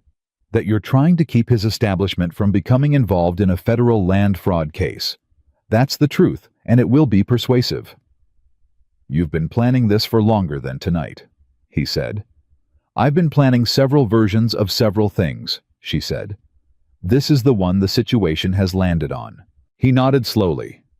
Then he looked at her with the full weight of his attention and said, "Clara, after tonight, after what happened on that road, I need to say something." She went still. "I don't know exactly what we're building here," he said. He said it plainly, without theater, the way he said everything. Between us. I'm aware it started as a legal document, and I'm aware that you didn't want it, and I still don't fully know if you want it now. But whatever it is, I want you to know, I'm not leaving when this is over. Not unless you tell me to." She looked at him across the table and felt the full weight of what he'd just done. Not a declaration, not a demand, not the positioning of a man trying to take something. Just a statement of intent offered plainly, left entirely in her hands. "Ethan?" she started. The window broke. Not gently. The entire front window of the house came in glass across the floor, and with it a lamp lit, thrown from outside, that hit the wall and shattered, and the oil caught immediately. Clara was on her feet before she'd processed what had happened. Ethan was already moving, pulling her back from the wall, away from the burning oil spreading across the floorboards. She heard shouting outside, multiple voices, not organized, not the sound of men with a clear plan, but the sound of men who had been given a task and told to make it look like chaos. "Out the back," Ethan said. She went. She grabbed the ledger from the desk as she passed it. Pure instinct, the record they'd been building, and they went out the back door into the night air, and Ethan turned immediately back toward the house. "What are you doing?" "The files," he said. "Stay here." He went back in. She stood outside in the dark with the ledger against her chest, and heard him moving inside, fast, controlled. And she heard the fire taking hold, not explosively, but steadily. The sound of it growing from the main room. She counted. She told herself she would give him to 30, and then she was going back in regardless.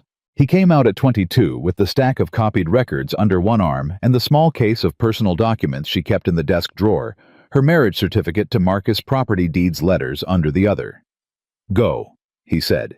They went around the side of the house and onto the street, and people were already out. The sound of breaking glass and the light of fire brought everyone in a town this size, and Clara heard someone calling for water, and someone else calling for the deputy, and she heard her own voice saying loudly and clearly to the first person she reached, "Tell Deputy Briggs the house fire started from the outside. Tell him exactly that." The person stared at her. "Tell him," she said. She and Ethan moved through the gathering crowd to Nell Chambers' door, which was 3 houses down, and Nell opened it before Clara had finished knocking. She'd seen the light from her window. Of course she had, and she took one look at both of them and stood back. "Come in," she said. Inside Nell's house, with the door closed and the fire visible as an orange glow through the window, Clara set the ledger and the records on the kitchen table. Her hands were steady. She was aware of them being steady in the way you're aware of something that requires effort. Steady, because anything else would mean accepting what this felt like, which was a line being crossed she couldn't uncross. Someone had burned the house. Someone had decided that 2 people were no longer just an inconvenience. "Sit down," Nell said. She was already moving tea water, a lamp turned higher. Nell Chambers in a crisis was nothing like Nell Chambers at a fabric counter. She moved with the efficiency of someone who had done this before. "Are either of you hurt?" "No," Ethan said. Clara said, "We need to talk about tomorrow." "Clara," Ethan said. His voice had something in it she hadn't heard before. Not alarm, but something close. "Sit down." "I'm fine." "You're shaking." She looked at her hands. He was right. Not badly, a fine, controlled tremor, the kind that comes after, not during. The kind the body produces when it's finished holding itself together by will. She sat down. Ethan sat across from her. He didn't reach for her hands or say anything designed to be comforting. He just sat there, close and present, in the way she had come to recognize as his particular quality of support, not covering over what was real, just being in it with her. "They're not being careful anymore," Nell said. She was pouring water. "Burning the house means they've made a decision. They want you out of this town. Or out of everything," Clara said. "They don't know what we have. They don't know what's in Denver. They know enough to decide you're a problem they can't manage quietly," Nell said. "That means they're afraid." "Good," Clara said. Ethan looked at her. That flicker again, the one she'd first seen at the courthouse, the one she'd been cataloging without meaning to. Not admiration exactly, recognition. As if he kept seeing in her something he had been looking for without knowing it. She looked back at him, and this time she didn't look away. "Tomorrow," she said. "You go to Voss, get into Briggs' rooms, find the letters." She turned to Nell. "I need to go to the telegraph office first thing in the morning and send a message to your brother. His name, his address, everything. I need it on record that we've made contact." "I'll give you the address," Nell said. "And I need somewhere to sleep tonight," Clara said. "Both of us." "You're already here," Nell said simply. Later, when Nell had shown them to her spare rooms and the house was quiet, Clara stood at the window of the small room at the back of the house and looked at the glow that was her home dying down as the town got the fire under control. The house that had been Marcus's.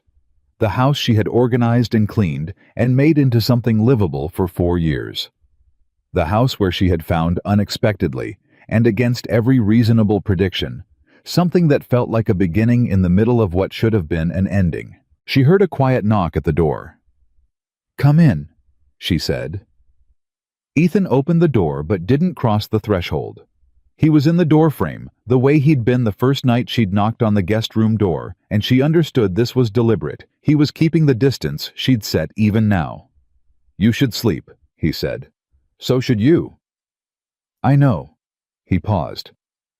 "Clara, what I said at the table before the window." "I heard it," she said. "I know. I just—" He stopped. "I didn't want it to get lost in everything that came after." She turned from the window and looked at him. He was standing in the doorframe of a borrowed room in a borrowed house with nothing left of the sheriff's residence but cooling ash and the records they'd pulled out by hand, and he looked not diminished by any of it. He looked like himself. Exactly like himself in the way she was beginning to understand was the most reliable thing about him. She crossed the room. She stopped in front of him very close, closer than she'd stood to him before by deliberate choice, and looked up at him, and she said, "You protected me today. On that road." "We protected each other," he said. "You stepped in front of Crane's men." It was a natural position. "Ethan," her voice was quiet. "It wasn't law. It wasn't the court order. It was a choice." He held her gaze. "Yes," he said. "It was a choice." She had told herself multiple times over the past 2 weeks that this was a legal arrangement and a practical necessity, and the most efficient solution to a complicated situation. She had been right about all of those things. They remained true, and they were also, at this moment, completely beside the point. She stepped closer. He was very still, the specific stillness of someone who is not going to move until something is certain, because certainty matters more than speed. "Clara," he said. Not a question, more like her name being said by someone who meant it. "Yes," she said. Just that. Just the one word which was all of it. When she kissed him, it was not the first kiss of people who had been pretending not to want it. It was not tentative or apologetic or cautious. It was the kiss of two people who had been truthful with each other in every other way for 2 weeks, and were being truthful in this way now. It was the kiss of a woman who had spent 4 years making herself smaller, and had spent the last 2 weeks remembering she wasn't, and a man who had spent 6 years moving through the world without anything to stay for, and had found in this borrowed house, in this burning town, a reason to stay. It shocked her, the depth of it, the way it landed not as a rival, but as recognition, the feeling not of something new, but of something she had always been going toward, without knowing the destination had a name. He broke it first. He pulled back just enough to look at her, his hands on either side of her face, and the expression he was looking at her with was the flicker from the courthouse, and every version of it she'd seen since fully formed and undisguised for the first time. "We shouldn't have done that," she said. "I know," he said. Neither of them moved back. "It changes things," she said. "It changes things," he agreed. "We still have to find the letters tomorrow. We still have to get everything to Denver. Dalton is still the presiding territorial judge." "All of that is still true," he said. She looked at him. The glow from her former home was fading through the window. The town outside was quieting. Everything they'd built over the past 2 weeks was still on the table. The records, the ledger, the names, the 48 hours before Dalton figured out the actual state of things. None of it had changed. And all of it had changed. "Good night, Ethan," she said. "Yeah." He stepped back out of the doorframe, and the look on his face was not what she would have expected. Not frustration, not disappointed renegotiation. It was something settled and real. The look of a man who has just understood something that matters to him and is not afraid of the understanding. "Good night, Clara," he said. She closed the door. She stood with her back against it in the dark and her hand against her mouth, and thought about the fact that she was standing in a borrowed room with nothing left of the house she'd lived in for 4 years. And the two most important things she'd taken out of it were a land survey ledger and the knowledge that Ethan Cole had stepped between her and 4 armed men because it was a choice, not a law, not an order, and not a position he'd been told to hold. He had stepped out of position, for her. She understood standing there that this was the most significant thing that had happened to her in a very long time. Not because of what it promised, because of what it already was. She slept better than she had in weeks. In the morning, everything moved fast. Clara was at the telegraph office before it opened. She waited on the steps until the operator, a young man named Curtis, who had the useful quality of being professionally discreet, unlocked the door and let her in. She wrote the message to Nell's brother herself. 14 words, precise and complete, containing the name, Frontier Valley Land and Development, the name, Judge Henry Dalton, and the phrase Federal Land Fraud, followed by the address of the County Land Office in Red Hollow, and the date. 14 words. Sent at 7:04 in the morning to a federal circuit judge in Denver. She paid Curtis, thanked him, and walked out into the street where the smell of last night's fire still sat on the morning air like a bruise.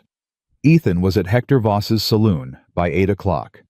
She didn't go with him. She went to the office, the sheriff's office, which was the one building in this arrangement that still legally belonged to her husband's estate, and she sat behind the desk and she waited. She was good at waiting. She had always been good at waiting. But this particular wait had a different quality than the kind she'd practiced for 4 years. Not the waiting of a woman who has learned to hold herself back, but the waiting of a woman who knows what she's waiting for and is ready for it when it comes. Ethan walked in at 9:47. He was carrying nothing visible. He sat down across the desk and looked at her for a moment. Voss, he said, is not a complicated man. He wants to run his business and not end up in federal proceedings. He opened the door himself. And Ethan reached into the inner pocket of his jacket and set a folded bundle of papers on the desk between them. She looked at them. 6 letters tied with a length of string, the paper worn at the edges from being folded and unfolded. Her hands moved to them. She untied the string. She opened the first letter. The handwriting was not Dalton's. It was a secretary's hand, formal and clean, but the signature at the bottom was his. And the content, which she read in 3 minutes flat with Ethan watching her face, was everything. It was authorization. Specific, detailed, unmistakable authorization. Dalton directing Marcus Whitmore to close 3 settler complaints on the eastern boundary. Dalton describing the reassessment process as a necessary administrative correction. Dalton writing in the 5th letter in language that was careful and legal and completely damning. The interests of Frontier Valley are aligned with the orderly development of this territory, and your continued cooperation is both expected and will be recognized accordingly. And in the 6th letter, the last one dated 11 days before Marcus Whitmore died, a single line that Clara read twice and then sat with in complete stillness. Your recent inquiries into the above matters are noted. I trust we understand each other. She set the letter down. He threatened him, she said. Yes, Ethan said. And 11 days later, Marcus was dead. Yes. Clara folded the letters back into their order, retied the string, and held them in both hands for a moment. She thought about Marcus, not the man she'd been living with the truth of for 2 weeks, but the man she'd first known before the weight of whatever this had done to him. She thought about him coming to Horace Pruitt's land and asking a rancher if he'd be willing to testify. He had tried at the end, not soon enough, not cleanly. But he had tried. She set the letters on the desk beside the ledger. "We have everything," she said. "We have everything," Ethan confirmed. She looked at him. 48 hours, she said. "Less now," he said. "Probably 30. Then we need to talk to Nell, and Pruitt, and Tolliver." She was already standing. "And we need to decide when we go public with this, before Dalton can move on us, and before he can move on anyone else who knows what we know." Ethan stood. He picked up the letters and the ledger and held them. "Clara," he said. "Yes." "Last night." "I know," she said. "I'm not walking that back," he said.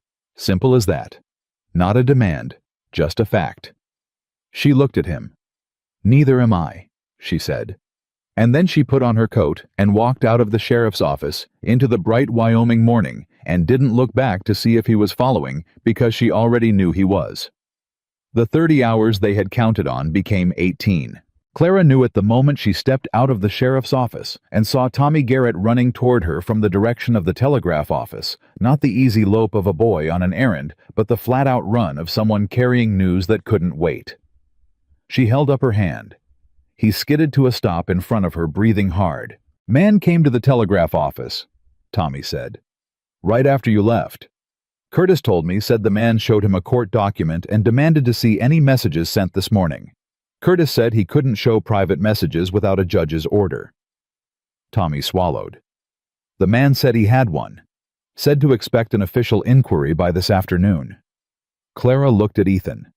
Ethan looked back at her. The same calculation running behind his eyes that was running behind hers. Someone had been watching the telegraph office. Someone had been positioned there before 7 o'clock this morning, which meant the decision to watch it had been made last night, which meant the fire had not been improvisation. The fire had been part of a sequence. Flush them out of the house, watch the communication lines, cut off the exits before they understood they were being closed in. Dalton was not waiting for them to make the next move. He was already 4 moves ahead. "Curtis," Clara said. "Is he reliable?" "He didn't show the document," Tommy said. "He said he needed to verify the order through the court office first, and the man would have to come back." He paused. "But the man didn't leave. He's still there. Outside." "How long ago?" 20 minutes. 20 minutes. Which meant Curtis had stalled, sent Tommy, and was currently sitting inside his telegraph office with a stranger outside his door, and a message he'd already sent that he couldn't unsend. "Tommy," Clara said, "go home. Tell your mother you've got a cold. Stay inside today." "But today, Tommy, go." He went. She turned to Ethan.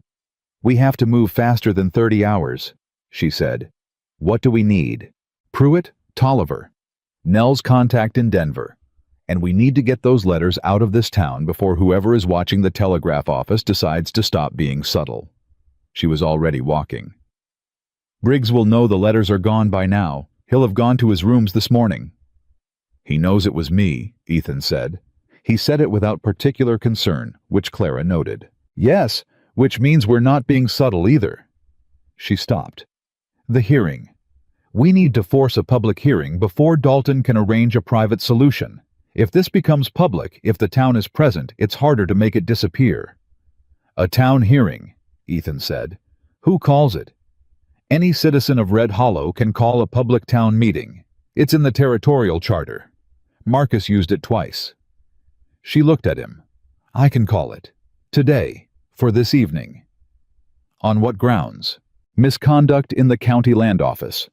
That's grounds enough. We don't have to name Dalton, not yet. We name Briggs. We name Tolliver. We show the forged assessments and the acquisition notices. We let the town see the shape of it." She paused. "And when Dalton's name comes out of the evidence itself, because it will, he has no room to shut it down privately. It's already public." Ethan was quiet for 2 steps. "Clara," he said, "if we call a hearing tonight, Dalton will know before noon. Yes? He'll send someone." "Probably Crane," she said. "Or someone above Crane." "Yes." And if the letters are still in Red Hollow when that happens, then we get the letters out of Red Hollow before noon, she said. He looked at her.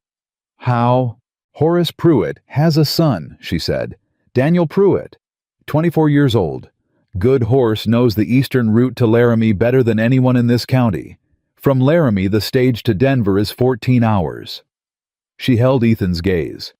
If Daniel rides out by 10 o'clock, the letters are in Laramie by dark, Denver by tomorrow morning. And if Crane's men are watching the roads, they're watching the telegraph office, she said. They're watching us. They're not watching a rancher's son who rides the eastern road twice a week for supply runs. She paused. It looks like nothing. It is everything. Ethan was quiet for a moment. Then he said with the specific simplicity of someone who has assessed a plan and found it sound, "Let's go see Pruitt." Horace Pruitt listened to everything they had to tell him, standing at his kitchen table, not sitting the way a man stands when he's preparing to do something, and sitting would feel like surrender. He listened to the letters. He listened to the timeline. He listened to the fire and the telegraph office and the court document the stranger had produced. When Clara finished, he turned to his son. Daniel Pruitt had his father's build and his mother's patience. He was quiet through all of it. Hands around a coffee cup, taking it in. Eastern Road to Laramie, Horace said. You've ridden it enough times. More than enough, Daniel said. This is not a supply run, Horace said. I know what it is, Daniel said. He looked at Clara. You said these letters prove who killed Marcus Whitmore. They prove who had cause and means, Clara said. The letters, the records, and the medical examiner's location, yes. Daniel set down his coffee cup. I'll ride out in an hour. Tell me exactly where to deliver them in Denver and who to ask for. Clara wrote the name on a piece of paper. Nell's brother, Circuit Court. She folded it into the leather case with the letters and the copied records and sealed it with wax from Horace's kitchen shelf. She handed it to Daniel. Don't stop, she said. Don't explain yourself to anyone on the road. If someone tries to stop you, I know how to ride, Daniel said simply. Horace walked his son to the door and said something to him quietly that Clara couldn't hear, and Daniel nodded once, and then he was gone. The sound of his horse moving out of the yard was quick and purposeful, and Clara tracked it until it faded, and then she let herself breathe. The hearing, Horace said, coming back in. I'll be there. It may get complicated, Clara said. Mrs. Whitmore, Horace said. I have been watching men in suits move my fence lines for 2 years. I have been told my land is worth 60% less than what I built it up to. I have been talked to like a man who doesn't understand what's happening to him. He looked at her steadily. I understand everything that's happening to him. I will be at that hearing. By 10 o'clock, the letters were on the eastern road to Laramie. By 11, Clara had posted the notice for a public town meeting that evening, 7 o'clock, in the main hall above the grain store, which was the largest gathering space in Red Hollow. The notice cited misconduct in the administration of county land records. It was signed by Clara Whitmore in her capacity as the spouse of the late Sheriff Marcus Whitmore and a resident of Red Hollow in good standing. By 11:30, Allen Briggs had seen the notice. Clara knew because she was still on the main street when he came out of the deputy's office and stood reading the posted notice with the particular stillness of a man receiving bad news in public and trying not to show it. Then he looked up and found her across the street. She looked back at him. He crossed the street. He came directly to her, which was the first entirely direct thing she had seen him do in 3 weeks, and he stopped in front of her with the notice in his hand. This is a mistake, he said. You said that yesterday, she said. On the road. I mean it more now. His voice had dropped below its usual political register. He sounded almost human. Clara, you don't know what Dalton is capable of. You've found documents. You've made copies. You've sent messages to Denver, but Denver is 14 hours away, and Dalton is not. I know exactly how far Denver is, she said. He will not let this become a public proceeding. He doesn't have a choice, she said. The notice is posted. The town meeting is a charter right. He can't cancel it from Cheyenne. He can send someone to this town tonight who will make the meeting irrelevant, Briggs said. He said it without the usual veneer, without the pleasant expression, without the political calculation, and for the first time since she'd met him, she had the sense she was talking to the actual man rather than the performance of one. She looked at him. "Alan, why are you warning me?" He was quiet for a moment. "Because I'm not what you think I am," he said. I didn't know about Marcus. Not until after. I thought it was heart failure. I thought that was real." Something moved through his expression that she hadn't expected.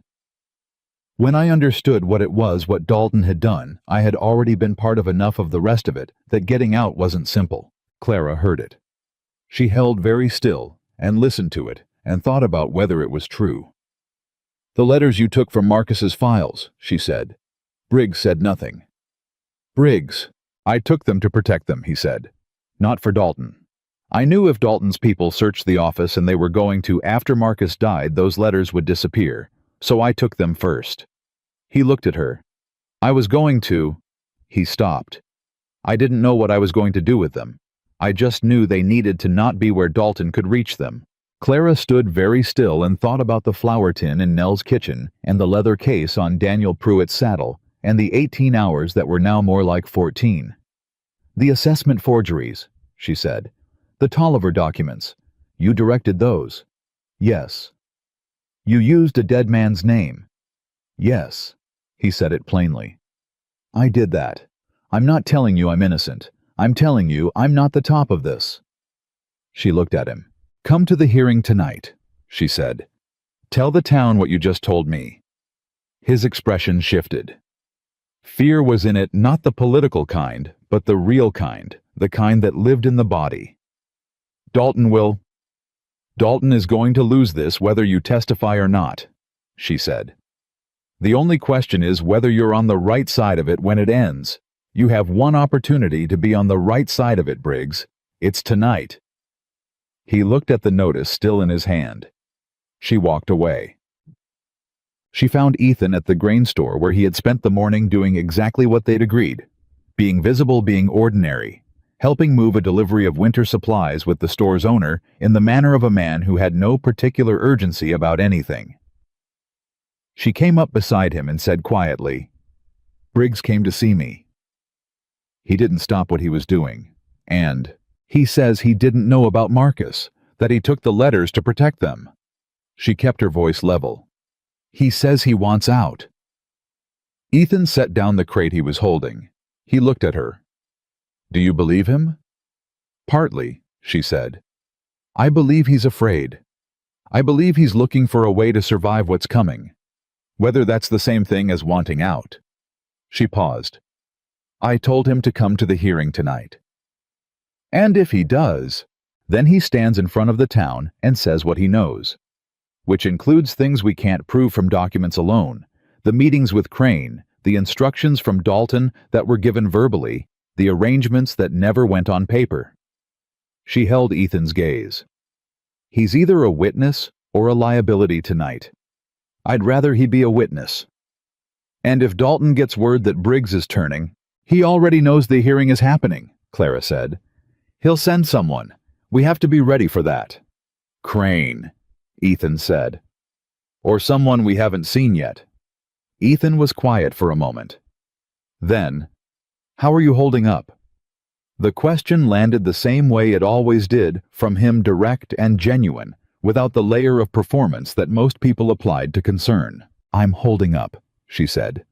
"I'm running on information and forward motion, and I'll figure out the rest when this is over." "That's how I do it too," he said. She almost smiled. "I know," she said. By 2 o'clock, the town knew about the hearing. Red Hollow was not a large town, and a notice posted on the main street traveled faster than any telegraph message. By 3, Clara had heard 3 different versions of what the hearing was going to be about. The most accurate was 60% right. The most dramatic involved a conspiracy that extended to the territorial governor, which was an overestimate, although not by as much as Clara would have liked. By 4, Nell Chambers came to the sheriff's office with news that put everything else in immediate perspective. Victor Crane rode in an hour ago, Nell said. She was not breathless. Nell Chambers did not get breathless, she got precise. He's at the saloon. He has 6 men with him, not 3, and he's asking around the saloon about tonight's meeting. 6 men. Clara sat with that number. 3 men on the road yesterday had felt manageable, especially with Ethan beside her and the bluff about Denver to buffer it. 6 men at a public meeting in an enclosed space with a town full of civilians who didn't know exactly what they'd walked into, that was a different kind of problem. He's not going to disrupt the meeting physically, Ethan said. He'd been listening from across the room. Too visible, too many witnesses. Then what is he going to do? Nell asked. He's going to try to discredit it, Clara said. He'll present counter-documentation. He'll argue that the assessments were legally authorized. He'll position the whole thing as a grieving widow and an itinerant scout with personal grievances, making unfounded accusations against a respected territorial judge. She looked at the records on the desk in front of her. He's going to try to out-document us. Can he? Nell asked. No, Clara said. But he can make it complicated enough that the town doesn't know what to believe. And if the town leaves that meeting uncertain instead of convinced... She stopped. Uncertainty is enough for Dalton. He doesn't need the town on his side. He just needs them not to be on ours. Ethan came around to her side of the desk. He looked at the records, the ledger, the acquisition notices, the forged assessments, the copies of the survey documentation. We present the evidence in sequence, he said. Simple sequence. This is what the eastern boundary land was worth. This is what it was assessed at, and by whom, and using whose signature. This is what happened to the land after the assessment. This is who owns the company that bought it. He looked at Clara. The letters aren't here to show they're in Denver, but we describe them. We describe what they contained and who signed them. The town doesn't have to see them to understand what they mean. Crane will say we fabricated them, Clara said. Crane can say whatever he wants. Tolliver will be there. She looked up. Tolliver is going to testify. I spoke to him this afternoon, Ethan said. He's frightened, but he understands that frightened and silent puts him in the same position as everyone else Crane has used and discarded. Frightened and truthful at least gives him a position. And Pruitt. And... Ethan paused. Gideon. Clara looked at him. Gideon from the livery. He has dates, Ethan said. Every time Crane's men came through Red Hollow, they stabled their horses. Gideon logs every horse that comes through breed marking date rider description. He has 14 months of records showing Crane's men in Red Hollow on the exact dates that correspond to the unauthorized survey activity on the eastern boundary parcels. Clara stared at him. You've been talking to Gideon for 2 weeks, she said. Everyone talks to the man who shoes their horses, Ethan said. Nobody thinks it counts. She looked at him, this man who had arrived in Red Hollow with a single saddlebag and a cleared court-martial, and the quiet that felt like absence until you understood it was the opposite. And she thought about what it meant that in 3 weeks with no authority and no history in this town, he had built a web of information that she hadn't known existed. You were doing this, she said. The whole time. We were both doing it, he said. You were building the legal record. I was building the witness network. He paused. It seemed efficient. It seems, she said slowly, like the actions of a man who planned to stay. He met her eyes. Yes, he said. It does. The room was quiet. Nell cleared her throat. The meeting is in 3 hours, she said pleasantly. Perhaps feelings can be examined after. At 5:30, Alan Briggs walked into the sheriff's office. He came alone without his badge the first time Clara had seen him, without it since Marcus died, and he sat down in the chair across the desk without the comfortable ownership he'd always brought to it before. He sat like a man who understood he was a guest. I'll testify, he said. Clara looked at him. What changed? Crane came to see me this afternoon, Briggs said. He told me the plan for tonight. He told me my role in it. His jaw tightened. My role was to discredit you, to stand up at that meeting and say that you'd been making unauthorized access to official records, that Cole had broken into private rooms, that the documents you had were improperly obtained. He paused. And then, when everything was over and Dalton was clear, Crane told me I'd be relocated. New posting in a different county, far from Red Hollow. He was going to move you, Ethan said. He was going to disappear me the way he disappeared the Tolliver problem and the Pruitt problem and everything else that got inconvenient. Briggs looked at the desk. I've spent 2 years telling myself I was managing a situation, that I was in deep enough that I couldn't get out cleanly. But I wasn't the one making the decisions, so I wasn't the worst of it. His voice was flat and precise. Crane made it very clear this afternoon that there is no managing this situation anymore. There is only what Dalton wants and what happens to people who don't provide it. So you're here, Clara said. I'm here, he said. I'll testify to everything I know. The meetings with Crane, the instructions about closing the settler complaints, the reassessment process that Dalton approved verbally in a meeting I was present for, the arrangement that Marcus was part of and the date he stopped being part of it. He looked at Clara directly. And the visit from William Ferris, Dalton's doctor. He came to Red Hollow the week before Marcus died. He said it was a routine circuit visit. I believed it. I don't believe it now. The room went very quiet. Ferris was here, Clara said. Her voice was exactly level. It cost her something to keep it that way. For 3 days, he examined 2 other men in town, gave himself cover, but he spent time with Marcus privately. Briggs held her gaze. I don't know exactly what happened, but I know Marcus was fine at the beginning of that week, and I know what the death certificate said. Clara set both hands flat on the desk. She held them there steady and looked at the far wall and took one breath and then another. Then she said, Be at the meeting at 7. Stand where I can see you. Don't talk to Crane or any of his men. If anyone approaches you. I know how to handle myself, Briggs said. He stood up. Clara, he stopped at the door. I'm sorry, about the house. I didn't know that was the plan until after. She looked at him. Be at the meeting, she said. He left. The silence after the door closed had a particular weight to it. Ethan didn't try to fill it. He let it sit for the full minute it needed, and then he came around the desk and stood close to her, not touching, just close, in the way she had come to rely on, without quite meaning to. Clara, he said. I know, she said. Ferris being here doesn't... I know, she said again. It doesn't prove it, but it's one more thread. And we have enough threads now that even without proof of the exact mechanism, the pattern is clear. She looked up at him. A judge who ordered land fraud and used a sheriff as cover and had a doctor visit the week before that sheriff inconveniently died of heart failure at 41, that pattern speaks. It does, he said. Tonight it speaks in public, she said. He looked at her for a moment. Then quietly, Are you ready? She thought about 4 years in a house where she'd made herself smaller. She thought about 11 days of people expecting a grieving widow to fold.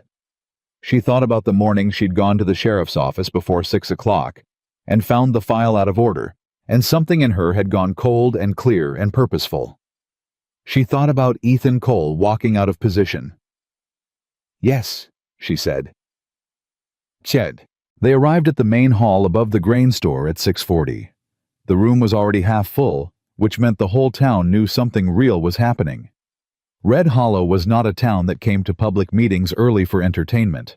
They came early when they were worried. Gideon was there in the back with a ledger under his arm that Clara recognized as his horse log. Pruitt was in the 3rd row with his hat in his hands and the same quiet dignity he'd brought to the office 2 weeks ago. Tolliver was near the side door close to an exit Clara noted, which was either prudence or reservation she'd have to watch. Nell Chambers was in the 2nd row directly in the center, wearing her good coat and the expression of a woman who had been waiting for this specific evening for approximately 2 years. Crane's men were along the back wall. 6 of them, as Nell had reported. They were not visibly armed. This was a public hall, and visibly armed men at a civilian meeting would itself become the story. But they had the quality of men who were armed regardless. Crane himself was at the far side of the room, standing with two men in suits who had not been in Red Hollow before tonight. One of them was carrying a leather satchel that Clara recognized as the kind used by court officials. She looked at the satchel and thought Dalton sent a lawyer. Of course he did. She felt Ethan close beside her. He had seen the satchel too. "Counter documentation," he said quietly. "Let them present it," she said. "Let the town see everything." Briggs came in at 6:55 alone and took a position on the left side of the room, apart from Crane's group and apart from the crowd. Several people looked at him. He looked at the floor, and then the front of the room, and nowhere else. At 7 o'clock, Clara walked to the front of the room. The room went quiet. Not the polite quiet of civic procedure, the real quiet, the charged kind. The quiet of a room full of people who understand that something is about to be said that will change the way they understand the place they live. She stood at the front without a podium, without notes, with only the records in her hands, and the clear understanding that everything she'd built over the past 3 weeks was about to be tested in public, in front of Crane's lawyers and Crane's men, and a town that had been waiting for someone to tell them the truth about their own home. She looked at the room. She found Ethan against the wall to her right. He was looking at her with the expression she had come to know, steady, full, unguarded, not telling her what to do, not filling the space with anything other than presence, just there. Exactly the same way he'd been there since the day he walked into her courthouse hearing with a saddlebag and a cleared conscience, and nowhere better to be. She turned to face the town of Red Hollow. "My name is Clara Whitmore," she said. "My husband was your sheriff for 6 years.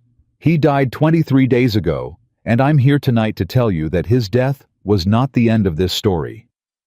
The room was absolute silence. "It was the beginning of mine," she said. And she began. The first thing Clara did was put the forged assessment documents on the table at the front of the room where everyone could see them. She didn't explain them yet. She just set them down 3 pages side by side and let the room look at them. She had learned something from 3 weeks of building a case in a space where no one could see her working, that evidence presented without theater was more convincing than evidence announced. Let people arrive at the conclusion themselves. Let them see the shape of the thing before you named it. The room leaned forward. 3 parcels on the eastern boundary of Red Hollow, she said. Assessed at full territorial value for 12 years. Reassessed 8 months ago at 60% below that value. The reassessment was signed by David Hensley, the county recorder. She paused. David Hensley died 23 months before that document was signed. The sound that moved through the room was not loud. It was the quiet sound of a collective understanding, shifting the sound of people who had suspected something was wrong and had just been handed the proof that they were right to suspect it. Crane's lawyer stood up. He was a lean man in his 40s with the practiced ease of someone paid to manage rooms. "Mrs. Whitmore, I'd like to point out that clerical errors in assessment documents are common and don't constitute—" "Sit down," Clara said. Not loudly. She said it the way you say something when you know you don't need volume because you have everything else. The lawyer sat down. He did it before he'd made the decision, to which told her something about the quality of what she had. The reassessment was not a clerical error, she said. It was conducted by Percy Tolliver, the current assistant county recorder, under direction from Deputy Alan Briggs, under direction from a principal of Frontier Valley Land and Development, the company that acquired all 3 eastern boundary parcels within 40 days of the reassessment through county acquisition proceedings. She looked at the room. The principal of that company, whose name appears in the incorporation filing, is Judge Henry Dalton of the Wyoming Territorial Court. Now the room was loud. Not chaos, the specific loud of a crowd that has received information that reorganizes everything it thought it knew. Voices overlapping the sound of chairs. People turning to the people beside them with the same expression. "Did you know? Did you know?" She let it run for exactly 10 seconds. Then she said clearly, "I'm not finished." The room came back to her. Crane was no longer looking relaxed. He was standing with his arms at his sides and the expression of a man watching a controlled demolition that he cannot stop. The acquisition notices were authorized by the county judge. Clara continued. In Red Hollow, that authority passed through this office during my husband's tenure. Marcus Whitmore received correspondence from Judge Dalton directing him to close settler complaints about unauthorized survey activity on the eastern boundary. I have those letters. They are currently in Denver with the office of Federal Circuit Judge Arthur Chambers. She held the room. Judge Chambers is the brother of Nell Chambers, who has been a resident of this town for 2 years. Every head in the room turned to look at Nell. Nell Chambers sat in the second row in her good coat and received the attention of the entire town of Red Hollow with the composed, unhurried expression of a woman who had been patient for a very long time and was now watching patience pay. She gave a single brief nod. The room turned back to Clara. Crane's lawyer was on his feet again. These are serious accusations against a territorial judge, without the original documents present in this proceeding. Percy Tolliver is present, Clara said. Tolliver stood up from his chair by the side door. He was pale. His hands were not entirely steady. But he stood up, which was the thing that mattered. Mr. Tolliver, Clara said, did you refile the eastern boundary assessments under David Hensley's name? Tolliver's voice came out thin. Yes. Were you directed to do so by Deputy Briggs? Yes. Were you aware at the time that David Hensley was deceased? A pause. The room held its breath. Yes, Tolliver said. The lawyer said, this is inadmissible in a public forum. This is not a court, Clara said. This is a town meeting. The people of Red Hollow have a right to know what has been done with their land records. She looked at the lawyer directly. If Judge Dalton would like to contest this testimony in a federal court proceeding, Judge Chambers' office is ready to receive that filing. In the meantime, we're talking to the people who live here. The lawyer closed his mouth. Crane said from across the room, Mrs. Whitmore, you are making claims you cannot fully substantiate. The letters you reference have not been verified. The testimony of a man who has admitted to falsifying documents is compromised. You are asking this town to take your word against the word of a territorial judge. His voice was controlled and professional, and Clara understood it was the voice of a man making one last calculated play, not to win the room entirely, but to split it. To create enough uncertainty that the evening ended without consensus, which was all Dalton needed. She looked at Crane. You're right, she said. I'm asking the town to weigh testimony, so let's give them more of it. She looked at the left side of the room. Deputy Briggs. Every head turned. Briggs stood. He stood without his badge, without his political expression, without any of the careful performance he had maintained for 3 weeks. He stood as himself, a man who had made choices he was going to have to account for standing in front of the town he had served badly about, to do the one useful thing he had left available to him. I directed Percy Tolliver to file the reassessments, Briggs said. His voice carried. I closed the settler complaints on the eastern boundary under instruction from Victor Crane, who represented Frontier Valley Land and Development. Those instructions came with the knowledge of Judge Henry Dalton, communicated to me verbally in a meeting in Cheyenne 14 months ago. He looked at the room, not at Crane. Marcus Whitmore was brought into the arrangement 18 months ago. He was told the reassessments were legally authorized corrections. When he began to understand they were not, he received correspondence from Dalton's office, directing him to continue his cooperation. Briggs paused. 3 days before Marcus Whitmore died, I observed a meeting between him and Dr. William Ferris of Cheyenne, who is Dalton's personal physician. I did not know at the time what that meeting signified. I know now. The silence in the room was the deepest it had been all evening. Crane took one step forward. Briggs, you're making a serious... Sit down, Ethan said. He said it from the right side of the room without raising his voice. He said it the way Clara had said it to the lawyer, not loudly, but with the absolute weight of someone who had nothing to prove and everything to mean. Crane turned to look at him. The 6 men along the back wall shifted. Ethan looked at them. He looked at each of them one at a time, The way a man looks when he is doing arithmetic and is confident in the result. He was not armed visibly. He did not need to be. 6 years as an army scout on the frontier, plus 1 court-martial for stepping out of position, plus 3 weeks in Red Hollow building. Something from nothing. All of it was in his face in that moment, quiet and absolute. The 6 men did not move. Crane looked at the room. He looked at Clara. He looked at Briggs and Tolliver and Pruitt and Gideon with his horse log, and Nell Chambers in her good coat. He made a calculation. Then he picked up his hat from the chair beside him and said to his lawyer quietly, "We're done here." He walked out. His men followed. The room erupted. It took 40 minutes for the room to settle enough for Clara to close the meeting properly. She called for a formal witness statement from Briggs and Tolliver, signed in front of the town, which Nell Chambers organized with the brisk efficiency of someone who had been expecting to organize exactly this. She outlined what the federal proceeding would involve, what the timeline was, and what the people of Red Hollow, who had been affected by the Eastern Boundary acquisitions, should do specifically. That Pruitt was willing to coordinate a group complaint to the federal court, which the judge in Denver had indicated was the fastest path to recovery of wrongfully acquired land. She stood at the front of that room for an hour and answered every question the town threw at her, and she answered them accurately and without theater.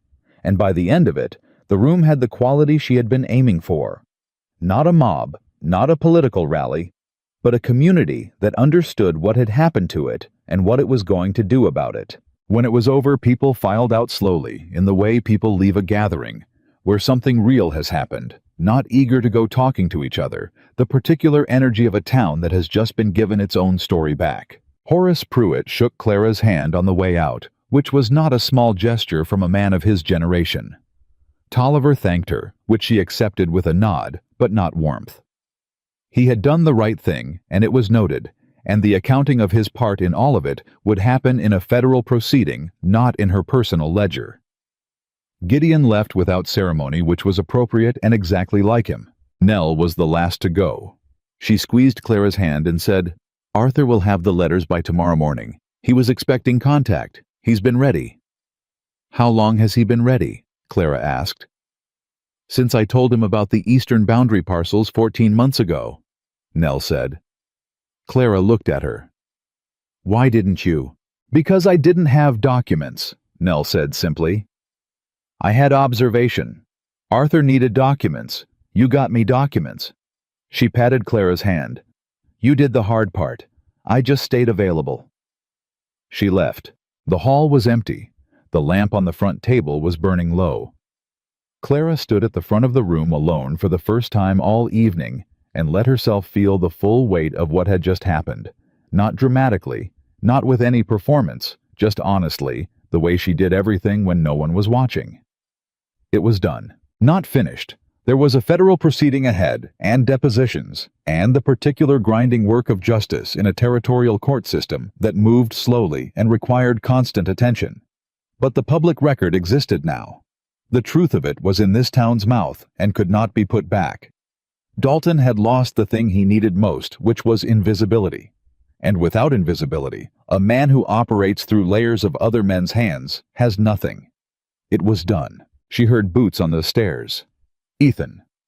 He came into the room and stopped when he saw her standing alone at the front. He read her face the way he had learned to read it over 3 weeks. Not the surface of it, but the meaning underneath. The way he read everything she did, with that complete and unhurried attention that had stopped feeling like scrutiny and started feeling like being known. He didn't say anything. He walked to the front of the room and stood beside her. They stood there for a moment in the quiet. "Crane will report to Dalton tonight," she said. "Yes." "Dalton will consult his lawyers, determine his position, try to establish distance from Briggs and Crane." "He'll fail," Ethan said. "The letters exist. Briggs testified in front of 50 people. The federal court is already involved." He paused. "A man can try to establish distance from a fire after it's started. Doesn't mean he's not already burning." She looked at him. "Ethan," she said, "what you did tonight, standing in front of those men. I stood in front of 6 men who were not going to do anything in a room full of witnesses, he said. It was the easiest thing I did all week. You know that's not what I mean. He held her gaze. I know. You built the witness network, she said. Gideon, Pruitt's son, Tommy. All of it. You built it without telling me because you didn't want me to feel... She stopped. Why didn't you tell me? Because you had enough to carry, he said. And because it wasn't your job to worry about what I was doing. It was my job to do it. He paused. We were building the same thing from different ends. I figured we'd meet in the middle. She looked at him. We did, she said. We did? He agreed. The lamp on the table was nearly out. The hall was cold now, the evening air coming through the gaps in the walls, the particular cold of the Wyoming plains in autumn that sits in the chest and makes everything feel both more difficult and more real. I need somewhere to live, Clara said. He blinked. It was such a practical statement after everything that it landed, almost like humor, and she watched it register in his face, the surprise, and then something warmer underneath it. Nell has the spare room, he said. Nell has the spare room, she agreed. For now. She looked at him. And you? I'm at the boarding house, he said. I moved back this morning, gave Mrs. Pruitt's cousin the coin for a week. A week? She said. It seemed presumptuous to book longer. She almost smiled. Ethan, you told me 3 nights ago that you weren't leaving when this was over. I told you that, he said. I meant it. Then booking a week at the boarding house is not exactly consistent behavior. He looked at her steadily, with the particular expression she had stopped trying to name, and had simply started accepting as one of the things about him that would probably require the rest of her life to fully understand. Clara, he said, what are you asking me? She held his gaze. I'm asking you what comes after this, she said. Not the federal proceeding, not the new marshal's appointment. After all of it, what comes after? He was quiet for a long moment. Not the quiet of uncertainty. She knew his uncertainty had seen it. It looked different from this. This was the quiet of a man choosing his words with the same care he brought to everything because the words mattered. I'd like to stay in Red Hollow, he said. I'd like to be useful in it. The new marshal will need a deputy who knows the territory. I know the territory. He paused. I'd like to stop living out of a saddlebag. That's practical, she said. And what? He said, and his voice changed not louder, but with more of him in it, the underneath of him that she had been getting glimpses of for 3 weeks and had kissed once in a borrowed doorframe in the middle of the worst night of the past month. And I would like to be somewhere that you are. She heard it, all of it, the whole weight of it. We were a legal arrangement, she said. We were, he agreed, arranged by a corrupt judge as part of a scheme we've just spent 3 weeks dismantling.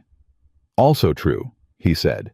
So, technically, she said, the grounds for the arrangement no longer exist.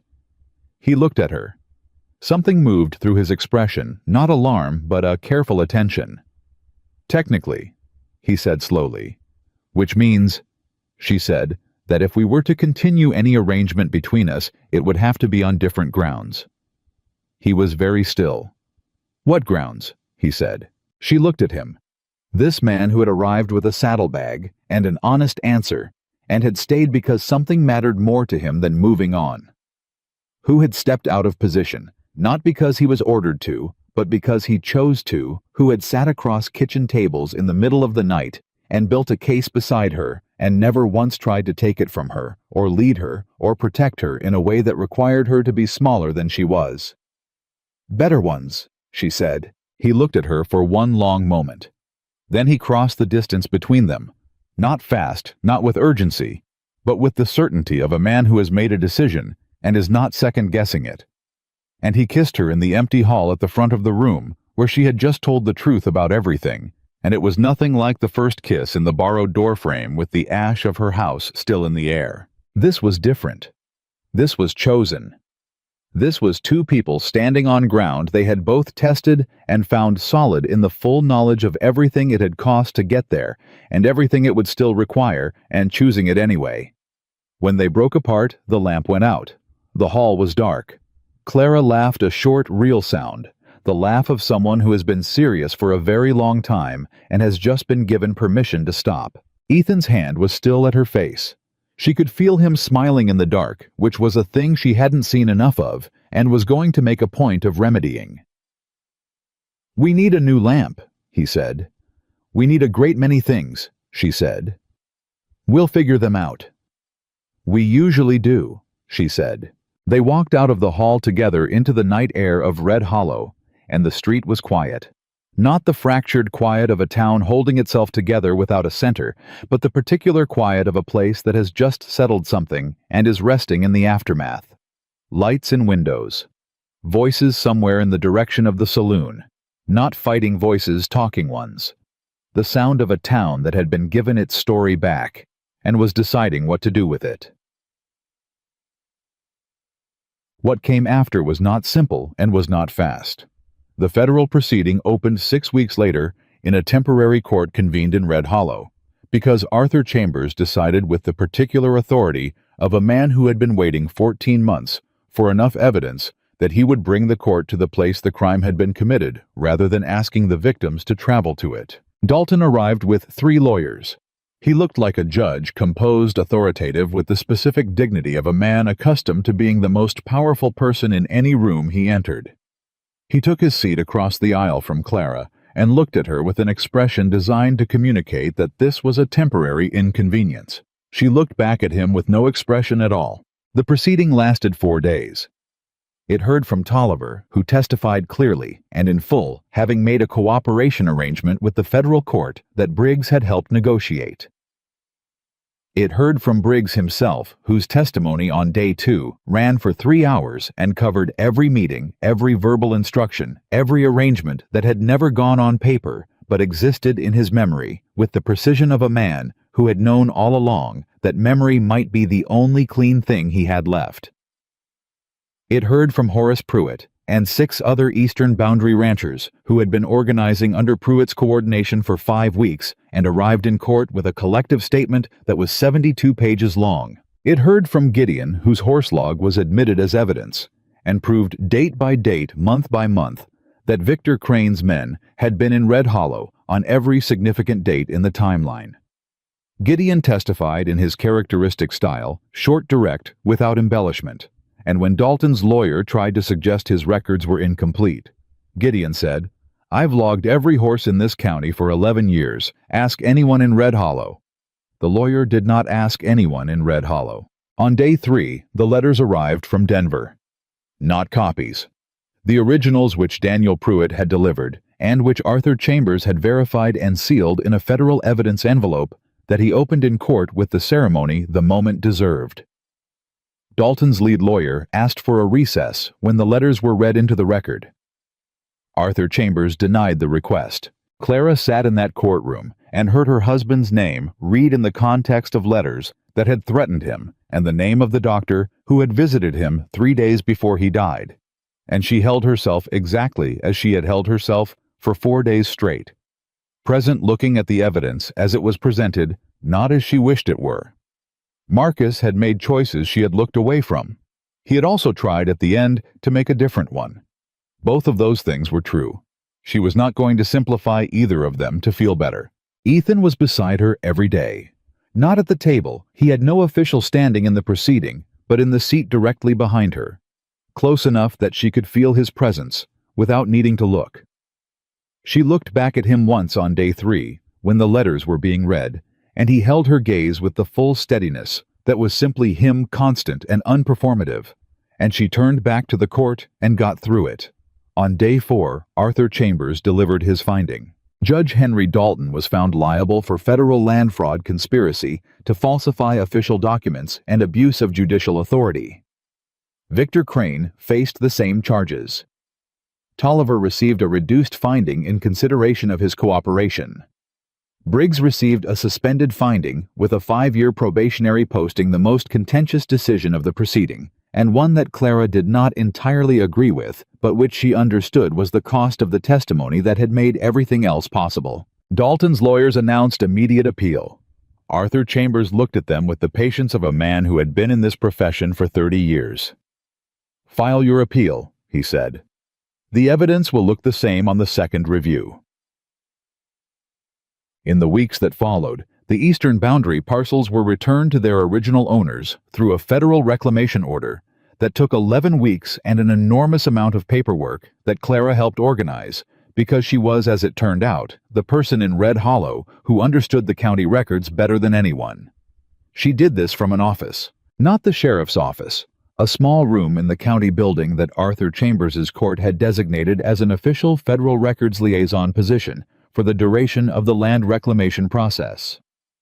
The designation was temporary, and the title was not impressive, and it paid a modest stipend. And it was, Clara thought, sitting behind the desk on the first morning, the first position she had ever held that was entirely hers. She worked in it with the same quality she brought to everything precise, early, without ceremony. The sheriff's house was rebuilt. Not restored, the fire had taken too much of the original structure for that, but built new on the same ground with lumber that Pruitt's neighbors donated as a matter of community accounting. It took 6 weeks. Ethan worked on it every day that he wasn't engaged in his new capacity as deputy to the appointed marshal, a quiet man from Laramie named Harlan Reed, who had the good sense to recognize that his most useful deputy was the one who already knew everyone in the county. There were conversations during those weeks that happened in the rebuilt kitchen and the evening light and the quiet of a house that was the same address and entirely different character from what had stood there before. Conversations about what they were building and what they wanted and what it meant to choose something rather than be assigned to it. One evening, about 3 months after the proceeding, Clara was at the kitchen table going through reclamation records when Ethan came in from a late ride and sat across from her, and she looked up from the records, and he was looking at her with the expression she had learned to read as its own category. Not the courthouse flicker, not the focused intensity of the case, but something quieter and more permanent. The expression of a man at rest, in a place he has decided to stay. "Ethan," she said. "Yes." "I need to say something." "All right," he said. He was always all right with whatever she needed to say. That was one of the things about him. "I spent 4 years in this house making myself into the right shape for someone else's life," she said. "And I'm aware that I'm a person who I tend to organize things. I tend to take charge of things. I know this can be—" "Clara," he said, "I'm being serious." "I know. I'm listening." He paused. "I spent 6 years moving through other people's situations and not staying anywhere. I know what I am too. The question isn't whether we're difficult. The question is whether we're the right kind of difficult for each other." She looked at him. "Are we?" she said. He held her gaze. "Every morning for 3 months," he said. "You have been at that desk before I'm awake. And every morning for 3 months when I come in there is coffee ready. Not because I asked, not because it's expected, because you thought of it."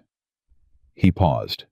"And every night for 3 months when you're still working and the lamp is low, you reach without looking and push it toward the center of the table because you've noticed that I can't see the map I'm reading. You do it without breaking your thought. You do it without acknowledging it."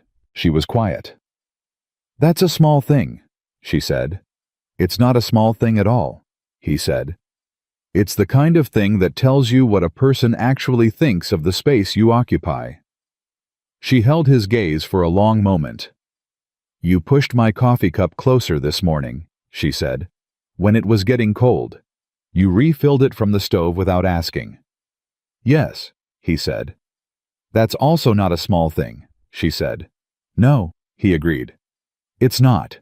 Outside, the Wyoming night was doing what it always did, spreading out wide and dark and indifferent to the particulars of human arrangements, the planes running to the horizon in all directions without apology. The sound of the town reached the kitchen window in the gentle, manageable form of a place that had found its footing again, not without marks, not without the memory of what had happened to it, but standing. Clara set down her pen. "We weren't supposed to work," she said. He held her gaze without flinching. "Then we shouldn't be sitting here," he said. She looked at him, at the man across the table who had walked into a courthouse 3 months ago with a saddlebag and an honest answer, and had stayed through fire and fraud and federal court, through the truths she'd needed to say, and the ones she'd needed him to hear, and every version of both of them that had been tested in the months since the judge's order had turned two strangers into something the law called a marriage and something else. Something without a clean legal name had slowly turned into a choice. "But we are," she said. He smiled. Not the restrained expression she'd catalogued from a distance in the first 2 weeks. The real one, the one that reached his eyes and changed the whole quality of his face and made him look like what he actually was underneath everything, a man who had been waiting a long time to be somewhere that mattered and had finally arrived. "We are," he said. She picked up her pen and went back to the reclamation records, and he pulled the map toward him in the lamplight, and the kitchen was quiet, in the way that good things are quiet. Not empty, not holding its breath, but simply full. The silent plains outside Red Hollow had been many things over the years that followed. They had been the backdrop to fraud and fear, and the particular cruelty of powerful men who believed distance made them untouchable. They had been the road a boy named Tommy Garrett rode out on before dawn with a leather case that changed everything. They had been the ground Marcus Whitmore was buried in, carrying his choices with him into the hard Wyoming earth. But on this night, and on the nights that followed, they were something else. They were the place where two people had found each other in the wreckage of a legal document neither had wanted, and had built something from it that no court had ordered and no judge could dissolve. Not silence anymore. Just home.